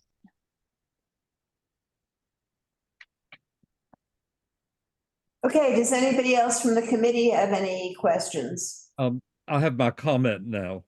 Okay. It's a little bit of a strange idea to chop off the top of a building and leave the base as the premise, which I think is, well, that could be an intentional look rather than inspiration, but I somehow find the cornice awfully heavy for the building that it's the cornice of. I'm not sure whether it's just, it seems tall. It is a tall 1-story building. It's about 23, let's say an average of 23 feet tall, and the cornice is 4 feet. So I think we were kind of playing off of that proportion. Obviously, you know, we've got cornices of different heights all around. This building's taller with a shorter cornice, but I think for us it was just a matter of looking at the proportions of the elements to themselves and just kind of pairing them together. And I think I would also add, it's just the boxing of each bay's window. What that does or is, it looks like something that was stuck into the bay, like a framed, what it looks like in that picture is a framed insert from a catalog that was just plugged in, rather than somewhat relating to the column. The columns pick up this historic thing, and then this seems to work against it very sharply. Yeah, I think it was, you know, it's certainly not meant to look that way. They're meant to read as sort of a contemporary sleeve, you know, that play on the projecting storefronts, but, you know, a fine metal surround that sort of extends out and is at the column line in the front. Maybe we can go to a detail of it. But it's, you know, it was meant to be, and, you know, the intention is that it be something more than a standard storefront, and that it have some sense of gravity, given that, you know, we're dealing with a 1-story building and wanting it to have some presence and design to it, rather than it being just a simple construct that isn't carefully thought through. So I think it really just is the intent of the reading is, and maybe the rendering isn't accurately representing that, but. Okay, thank you. Susan, that's it. Okay, anybody else in here? Any committee members online who have any questions? All right, we'll move to the public then. And we have a couple of attendees. We've got Pete Davies, followed by Ann Mitchell-Tree. Great. Thank you. I have a couple of questions. Is there any excavation going on with the work around 419, 421? There is no underpinning. There will be some new piers to support the facade columns and some of the extension support, but no underpinning. Okay, so but none of the slides that you presented show any of what's going on in the cellar. No, I can certainly share a plan of the cellar. There is some there is really just like a connection opening happening between a few of the spaces. And then, as I mentioned, some pier supports for the new facade columns, and then a few mechanical and plumbing rooms and one portion of the cellar. This portion here that is hatched needs to be lowered. The slab needs to be lowered to 6 inches or less in order to just get a code minimum ceiling height for the electrical room. But that's the only slab work that's happening, and that's set off from the facade such that we don't need any underpinning. The rest of the Pete, cellar is just to- to remain as is. Go ahead. Right, and just to clarify, Pete, this is these are discrete areas, and it falls under the staff rules for excavation, so it doesn't rise to the hearing scope. So it's not an extensive excavation that needs to be reviewed by the commission. Okay. So back to the sign. Well, if you could show that shot. Could you talk about the baluster or whatever you call that at the top of the parapet, the glass? Sure. This is like essentially a code required railing. What we're showing, we to be perfectly honest, we'd like to do away with it. We're working through code. We haven't found a way to do that as of yet, but this is a railing for that's required by the fire department in essence for fire access. And what we're showing is a minimal railing here. Essentially an OSHA railing, so it's open. There's no screen in between. And the idea there is that it doesn't draw attention to it, and it doesn't compete with the rest of the facade. And is there intention that this rooftop, the one-story rooftop, is occupiable? No, it will be filled majorly with solar panels and a little bit of mechanical equipment. Okay, and now to the signage. If you could show slide 16, which is the Broadway streetscape. Our slide numbers might be different. Are you looking for this one? No, it's a photo montage. Oh, this guy, yeah. Yes. I think it's really interesting looking up Broadway, just right from here, how little signage there is. Fully expressed this. And so I think that's important to note in terms of the context of the neighborhood. And if you could look at slide 18. Thanks. Right.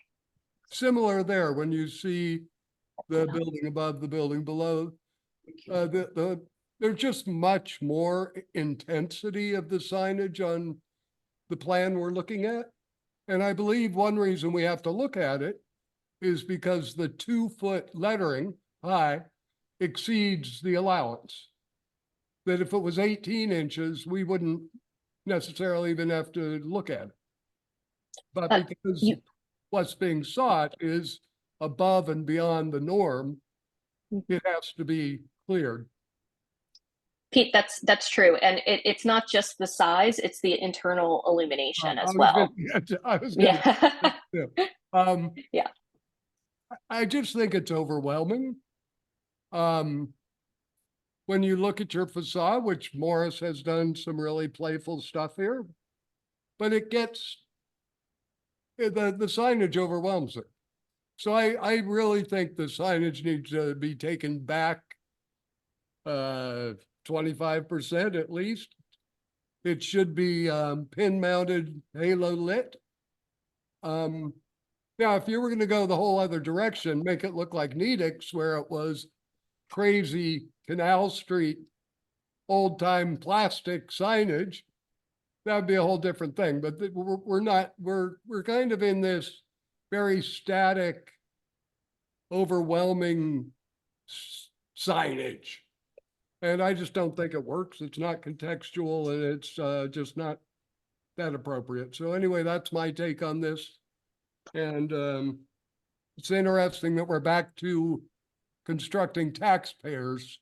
Right. Yeah. Thank you. Okay, thanks, Pete. Aaron, go ahead, please.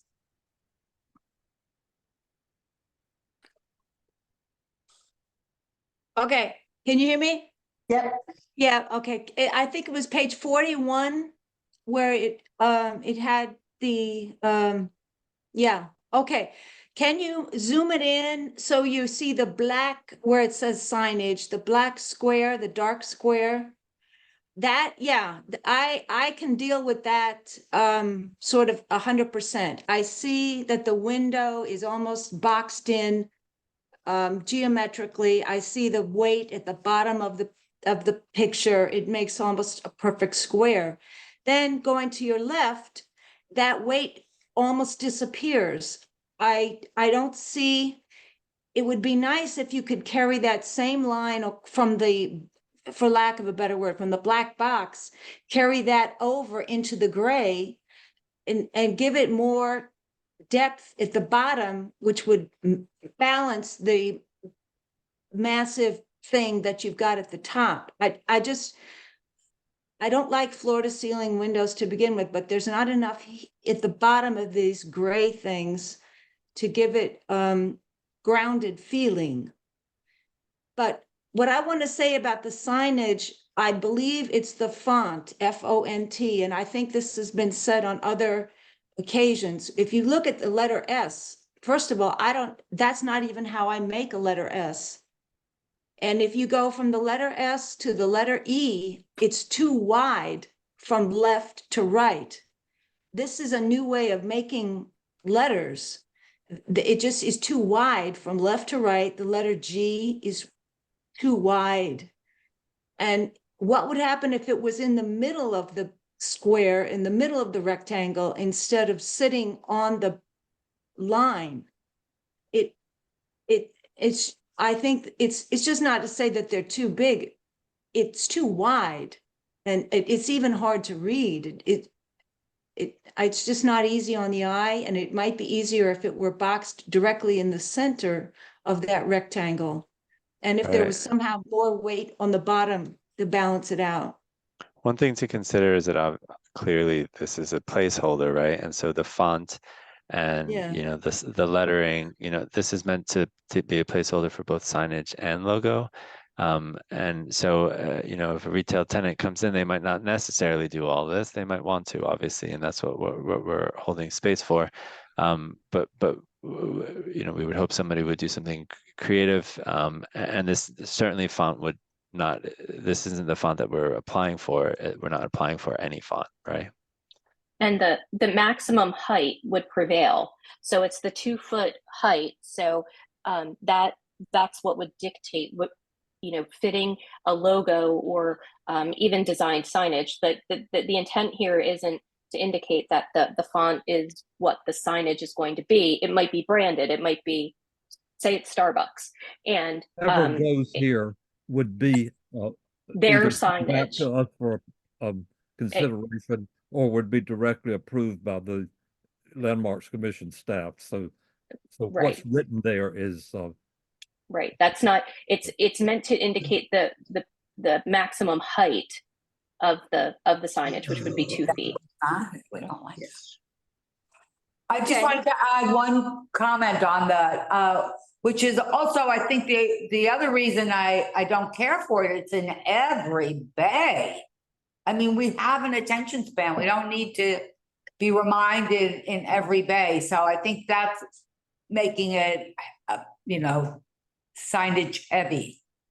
To be clear, when we come to this is intended to be a one, I gather from the plan you showed us, to be a one-tenant space. Currently, that's the intent. I think ownership would want to have flexibility with future tenants or whatnot, but their intent starting is to have a single tenant. Are there more, Susan? Yes, somebody else just. Albert. I'd just like to make an observation that this is a Morris Haggerty project, right? And he is not going to allow any signage that he does not approve of. And that is not, here's that word, appropriate. That's all. I don't think he reviews each tenant signage. But nevertheless. Okay, thanks. Thanks, Albert. Anybody else? All right, thank you then. Thank you. Thank you. And thank you, Christopher. Thank you very much. Is the committee ready to move on to straight away Line 47. to some resolution? Yeah. I'll first of all apologize. More than ready. We had no idea what this last application was and how involved it was when we made from what originally came to us. And it would certainly have been a separate meeting had we not. Nevertheless, we don't have a separate meeting, so enjoy Monday night. If we could go through, we've discussed thoroughly everything, just I think if, except for very salient points, what we approve and disapprove. And I have good notes on everything. So there we are.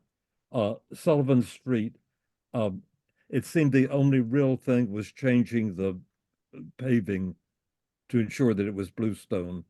Am I correct in that? Yes, and also the cladding of the podium for Madonna. Yeah, I think, you know, I'm a little just concerned. Materials. Yeah, exactly, that we say something about the grotto materials, just so that it doesn't wind up looking sort of like Fred Flintstone, you know, or. Does that mean we want to come back though? Because we really didn't see what it's going to look like. Aside from, you know, the air conditioners, I don't think I have a problem with, but that big asphalt is like such a missed opportunity. Well, are we asking for that to be changed? The asphalt. Yeah, to be changed to bluestone, right? I suggest bluestone. Yeah. Okay, and I'll defer very much to Susan on this. It was incredibly hard to hear her. But how do we want to deal with the Madonna surround and podium, the grotto? I think they should pick a nicer material and show it to us, but time may be of an essence, I don't know. I think there's a lot of wonderful material out there, and this didn't strike me as one of them. Sean, what do you think about asking them to return with, I mean, typically we would have seen a more extensive. I would think that from what I gathered, and again, I was greatly disadvantaged. And there's no hurry about this. It's not like the builders are waiting. We might make some useful suggestions design-wise more than we normally do and ask them to return. Yeah, I think that's a good idea because. And I think in this case, we might ask that they be contacted directly to confer with us and then make some revisions and then come back and then go to landmarks. Oh, I think that's a great idea. What is For everybody them else? to lay over, in other words. Yeah, I rather think than that's asking great. I think landmarks that's a about great something. idea. Okay, and then we'll be in detail. 11th Street, the gate, in the end, do we approve it? Well, there is one right next to it. That softened the blow for me because there's one, then there's two, and It clearly is lighter weight, but perhaps that could be justified because it's a gate. yeah, it's not I don't like any of that ironwork except the one that duplicates the neighbors. It's very frilly. It didn't offend terribly much. Yeah, and it's there, so it's not so. Brian, you're the one who raised that very good point. Are you okay with, Yes, I would not request that they replace it. okay, yeah, I think we all agree that it's a little twee for the spot, but yeah, okay. All right, so Wooster Street. Oh, that was I don't nice. have any objections to it listed. That was good. Yeah, very sensitive, very nice. And it had been pre-approved in considered. 2015, so it's just a new owner. Seems like. Gansevoort. Let's deal with everything except the lights. Is there any objection except that? Well, the lights are huge objection. I No, would. everything except the lights. What about? Yeah, that's fine. Yeah, I would go along with It's that. okay. I think that they should return. kind of buried the lead. I mean, the most prominent thing potentially is the thing we got the least information on. Right. I Buried think the we light. have from our conversation and public and good sense, and they're simply, it looked like that was trying to be faked, frankly. As though we're just going to stick a few lights up there. 70 lights is an enormous amount. And they had the busy. talking about a person who from the Queen of England received a visa saying that he was a lighting design of world renown. So I will not be faked on how much light comes out of a light bulb. Exactly. I'll send them to the Queen if they want to view it. In any case, it was a deficient Yeah, I a also. very important part. It's not just a little light beside the door. Also, the designer, was, okay, it was 2 inches, then it was 3.5. I mean, that's not okay. And if we know the light bulb and wattage and lumens, it's very complicated. And 70 times anything is a lot. Yeah. I have the little Especially round here. light We Oh, don't and all- in a encourage light. string in my bathroom, and they give a lot of light when they're strung out together. So I think Oh, also- everybody's in agreement. Oh, I have Oh, yeah. Sorry, also, yeah, Donna had looked up that light during the presentation, and I think she said it was 5.51 inches in diameter. right, if it's in the same one, but she did look it up and say that's what inspired me to ask the question to verify that 2 inches, which There's said, no question they should come back then. Yeah. I agree. yeah. And nothing else was objectionable. Correct. Right. For me. Same. I agree. Washington. Also, just one last thing, this idea that you won't see both facades at once isn't quite legit either. It's also the wrong, it's not for the meatpacking district. I think Zach did very well that that looks like a Broadway show. That's a marquee of a different kind. So that's an important point, I think, to stress. The cows don't need lighting. Okay. When we get it. and we'll word it that we approve everything else, and what will be considered at the next hearing will only be the lighting, so that it doesn't get mushy. Yes. And we don't have to rehash I anything. think that's fine. What does everybody else? And Agree, noting that for the totally. public. Everything else was very good. They took out a whole lot of doors they don't need, and everything made sense. Elegant, like so. Washington Street.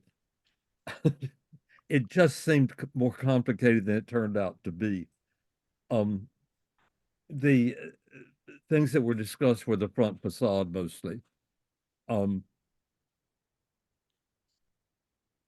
Are we happy with the plate glass window opposite a divided window there? Particularly in view the rest of the other facade has divided windows. Is them in the ground upstairs? And it's so totally out of keeping with the building. I found it somewhat troubling. Which one? Yeah, there's a plate glass window and the 2 front windows. On the ground floor, but not, that's what you're talking about, the ground floor, the storefront? Yeah. Oh. I don't know. I find that to be compatible with old storefronts, so. Yeah. I'm not gonna storm out if if nobody else And thinks. I think this building needs a lot of work, and that work is hopefully happening. That was the impression I got, is that it's gonna get fixed up, and so whether the storefront could change many times still, you know. And I would think that with so much discussion about There's a the chat about issue. them, of the ventilation, we just emphasize it should be painted to be as inconspicuous as possible. Just to reinforce that. That's all I could say about it. Yeah, good. I'm fine with Be that. interested to know that the spell check We know. speaks Okay. about the rear addition parapet. That is a weird. Okay. And we're making them, we're asking them to come. Will you mention the excavation? Oh, I have Although it that is- note here exactly. Yeah, that it has to Yes. be done with great care and all the usual. We have a Yes, whole yes. boilerplate that deals with that. Okay, thank you. It Yeah. emphasizes our concern. Although it is What not we're in the gonna talk about application. Canal Street and Broadway before I speak. Oh, boy. What is the wisdom about it? What did we talk about? Did you move to Canal Street? I'm sorry, Yeah. we finished on, was there more to say about Washington? whatever it is, Washington Street? That's all right. I thought the doors on the ground floor were weird, but you know, Two are already there and one it is. doesn't make it less weird, but it's I just know. weird. It's It is. different spots and- So if you Yeah, want me we- to something, I will. So we're gonna ask We're them to glad, be we're glad revisited. to see tortilla flats go. Well, it's change. All Do we want their them to revisit the violations. doors? I can't hear you, Chanel. Do we want them to revisit the doors?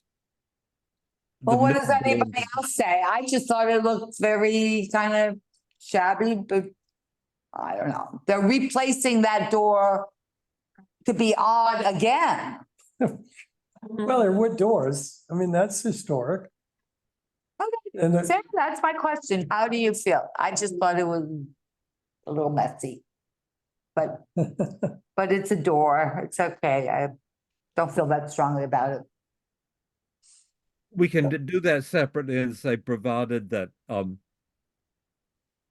more appropriate design is chosen or something. Yeah, or maybe that's the villagey look. I don't know. Yeah, I'm concerned that if we ask for some more cohesion, or if we, you know, then we're kind of asking for inviting another kind of problem, where if that whole side facade became very orderly and Yeah. whatever, you know, very consistent and orderly. In that particular context, I think we're losing something by doing that. Then it would look like a new construction, you know, fake oldie timey kind of a thing. So that would be my I'm concern. happy to leave it. Yeah, let's leave it. Yeah. all right, let's leave it. Okay, so the only thing we're going to say is the usual thing about great care being taken with the excavation. Okay, You know, Canal Street. especially, I just want to add one thing to the great care being taken. I mean, especially when that side wall is being rebuilt out of their own concern that their own Just talk to the property. microphone. Oh, sorry. In terms of the excavation issue on that application, you know, I think,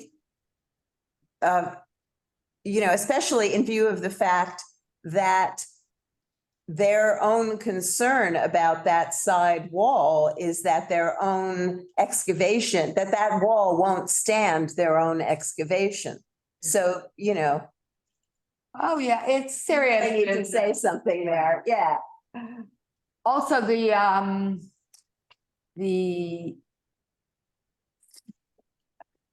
they're saying they're gonna reuse that wall of columns and you know, I don't think that's feasible, but I don't think it matters, but it's very hard to salvage these little old rinkety. But if they try, I guess that's good. Or rebuild it to match.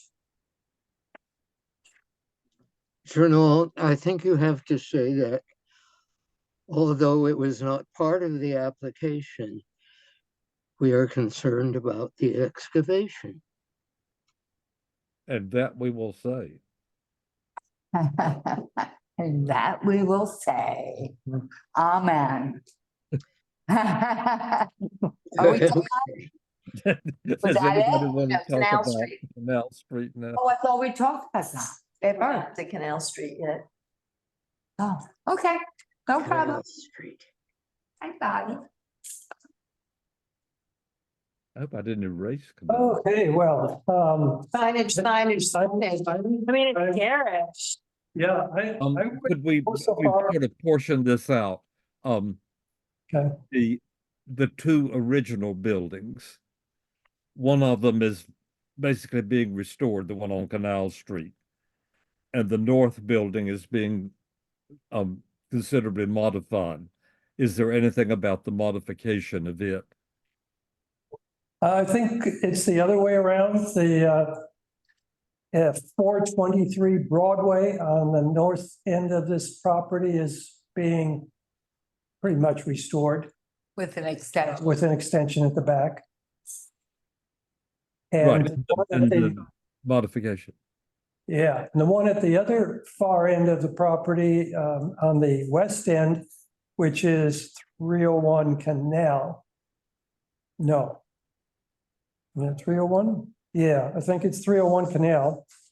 That they're saving that, but they're recladding it, refacing it. Sounds like they're keeping the roof. But to keep the same look, they're not changing the look on it. To keep from having to file a new building or new footing, or there's a whole bunch of things that are advantageous to that. But that's neither here nor there. But it'll still be refaced to match the rest of the corner. Huh? Building. They use the height, the parapet height of that 301 Canal to be the new height of the new corner building parapet. The parapet is being copied, not the height of the building. That's what Right. I asked him It's about. just, that's right, just the facade. Yeah. But the building itself will be, for all intents and purposes, the way it appears now, restored. However they do it. He's confusing it. I think you're talking about two different things here. I'm talking about the westernmost building. Yes. Canal Street. Yeah. Yeah. That is going to match the rest of the corner building. And it's a 2-story building now. But in the end, when they get finished, it's going to look like a 1-story, like the rest of it. Look at the thing. I think you're confusing two different things. It could be, because we're talking about two different things. Well, no, yeah, I'm looking at it. We have, the corner lot is 419 Broadway. The westernmost property is 301 Canal, which is a 2-story brick facade building, right? Which is And- not to be incorporated into that new look. Yes, it is. Yes, it is. It's being modified. They're keeping some structure, right? There's an advantage to keeping the structure. But visually, there will be no reminder of what that building was. Right. It's Visually, that westernmost. Okay, then that being the case, maybe I was looking at the existing instead of the, no. Are there objections to that building? No, not for me. Okay. So now we have the. Excuse me, Chenault, are you asking if there are objections to the new to the design? building that was just described. I can't remember its number. You're, The you're, Canal Street building that's not, so you're asking just about the Canal Street building, or are you asking about? I'm asking about everything except the modular building. What? Well, The what? Except the corner building. Oh, Oh, yeah. One corner building. with I many personally windows. think it's fine. There was not much there, you know, Okay, that was. the signage, what's written on the sign will have to be approved separately. Yes. Before we get to the signage, Yes. excuse me for 1 minute, but before we move all the way over to the signage, I just want to raise one potential issue and see how others feel about that.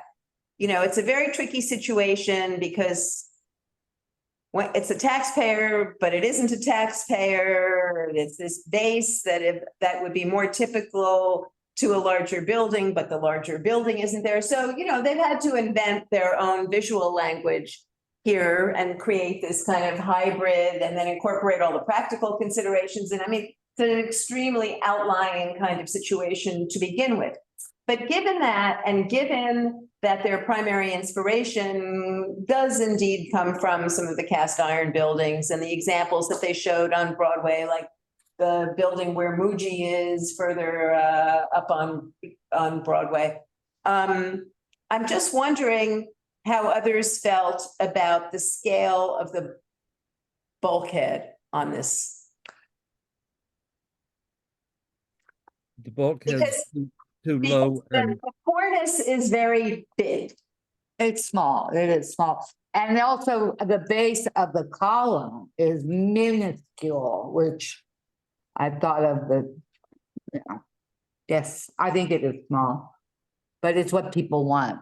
yeah, in some of the examples that they showed us for the bulkhead, they showed all kinds of beautiful patterns all over the neighborhood. And yet they showed none of that for the bulkhead of the new building. And I think that's a missed opportunity.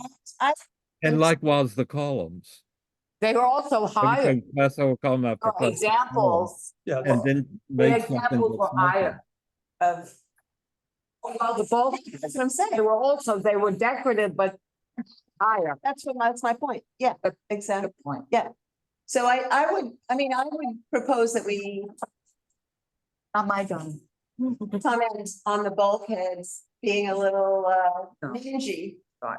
relative to, Oh. you know. the What do others think of, in addition to the bulkheads and balancing them, is what was an entablature or the top band, whatever it had several names as it went through.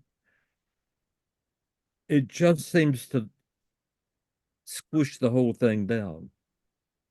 I think the whole thing's a mess, but if we're trying to preserve it, it could be helped maybe. Are you talking about the cornice? Yeah. What they're calling a cornice? Yeah. Chanel, yes? Yeah, the heavy cornice.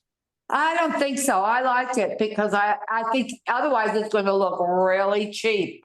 It's gonna look really like a blowaway, not a tax holder. Yeah, I liked it too. And I do think because they really do have to invent a whole new language here in a way. It reminds me also of a building right down the street from here, which is Bleecker and Lafayette, which used to be a garage and a gas station. That's the one that's been really nicely done. Do you know the building I'm talking about? Trying to think. It's got impressed concrete relief. Yeah. I don't know what's in there, all kinds of restaurants and stuff, but it's this kind of scale. Yeah. And it feels a little flimsy in the base and the base of the columns. And then the signage is just taken all the wind out of it, the whole design. It's the main feature. It's a big signage building. Yeah, I don't know if Can we dispose can. of that right off the bat. Because it has to be approved somewhere. Whatever it is. But we can't The take thing do is- that. the thing we're stuck with, if that we would approve or disapprove, is the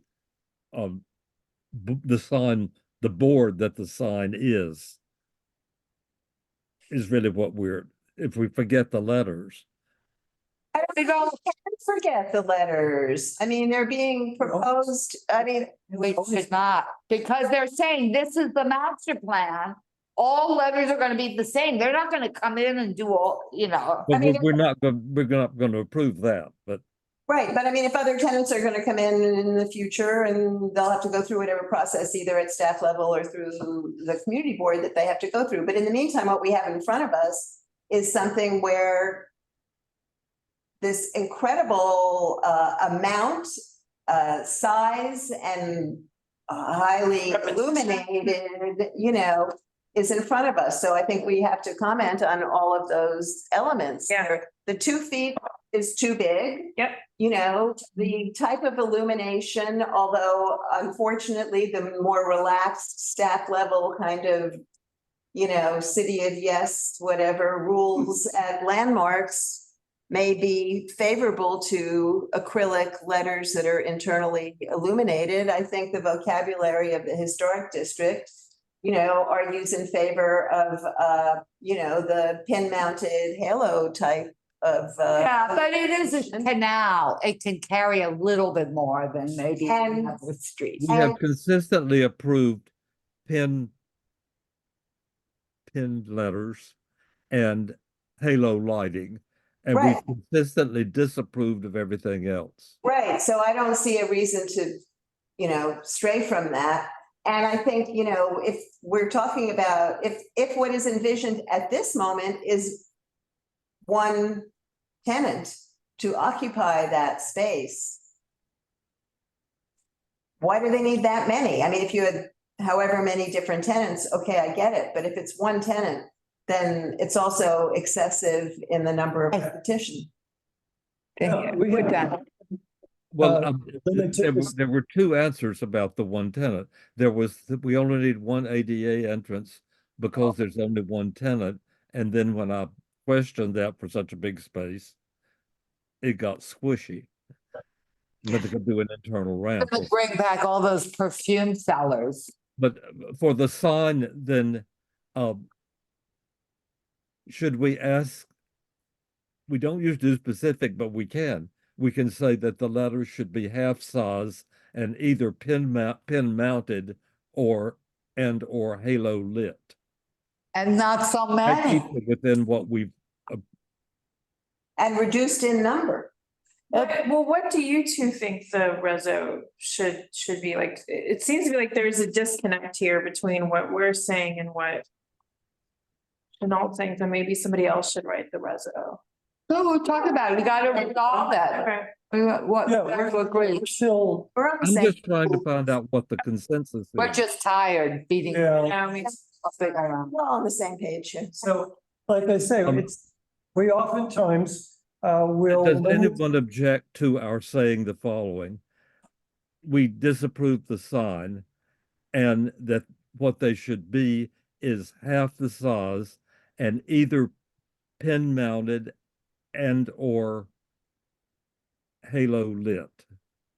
I think the typical thing is that they are pin mounted halo lit letters, that it's all one thing. They seem to want to be lit, so that would What we are doing is requesting a new master plan. Signage plan. For the signage. For the signage. Yes. Also, the font is poor and I know you didn't mention that, you know, but also I find that every single bay, unless every store is different, which is, you might as well left those little shanties anyway then, because that's the size they were. Or you take away. Right. It's like people, it's like we can't remember something from 1 second to the next. We already know. Any one new tenant of that much square footage came in before us for signage approval, the first thing we would say is that there are too many signs. You don't need to have your name repeated X number of times, you know? Yeah. So let's just be consistent with ourselves. So we deny the signage. Yeah. How's that? And improve everything else. And the bulkhead on the bottom. And the bulkhead, yeah, actually, I think that would help balance it out a little bit too. Following their own examples. Yeah. I thought that was brilliant, yeah. All right, it's a wrap. Love ya, bye. I want to be sure now, there's been so much discussing. Signage, Yeah. bulkhead, Sweetie. He's happy, I'm. And Chanel, could we confirm we have quorum, right? Able to go home. Sorry. Could we repeat that. confirm we have quorum now, right? There was at the beginning, we didn't have quorum at the beginning of the meeting, but Oh. now we do, right? I just want to We did it. confirm we have quorum. Right, I'll confirm one. Do you know when it happened? I don't, I just know that now it looks like we have quorum. When we started many hours ago, we didn't. Mhm. No comment. I more or less took note of when people arrived. Okay, So, I believe it was after the first one. I think it was pretty early. Yeah. Yeah, this one joined us and he Okay. was already there. We just didn't know it. I'll get to this. That I've was got good outlines of the. Bo where- wants me to so I remind will you, he's get here. this done. And there are numbers of people who didn't contact me who weren't here. So I'll that's about. Could I just say that it's nice Rose to be here. back? It's It nice to is see you, nice Albert. to be Very back nice. with all of you. It's good to see you. Dave. Looking spry too. Well, if the weather gets better, maybe you'll come out and come in person. I hope so. I hope so too. And there's nothing like, in person. We like to see you. Good night. Thank Right. you. Oh, there's the Chanel. dog. I was worried. You, Albert, good Thank seeing you. you. Good Thank night. you, everybody. Eugene, I'll confirm with you of who was actually here in the end. Okay. On this and We can Zoom now. Good night. Thank Okay, you. bye. Bye.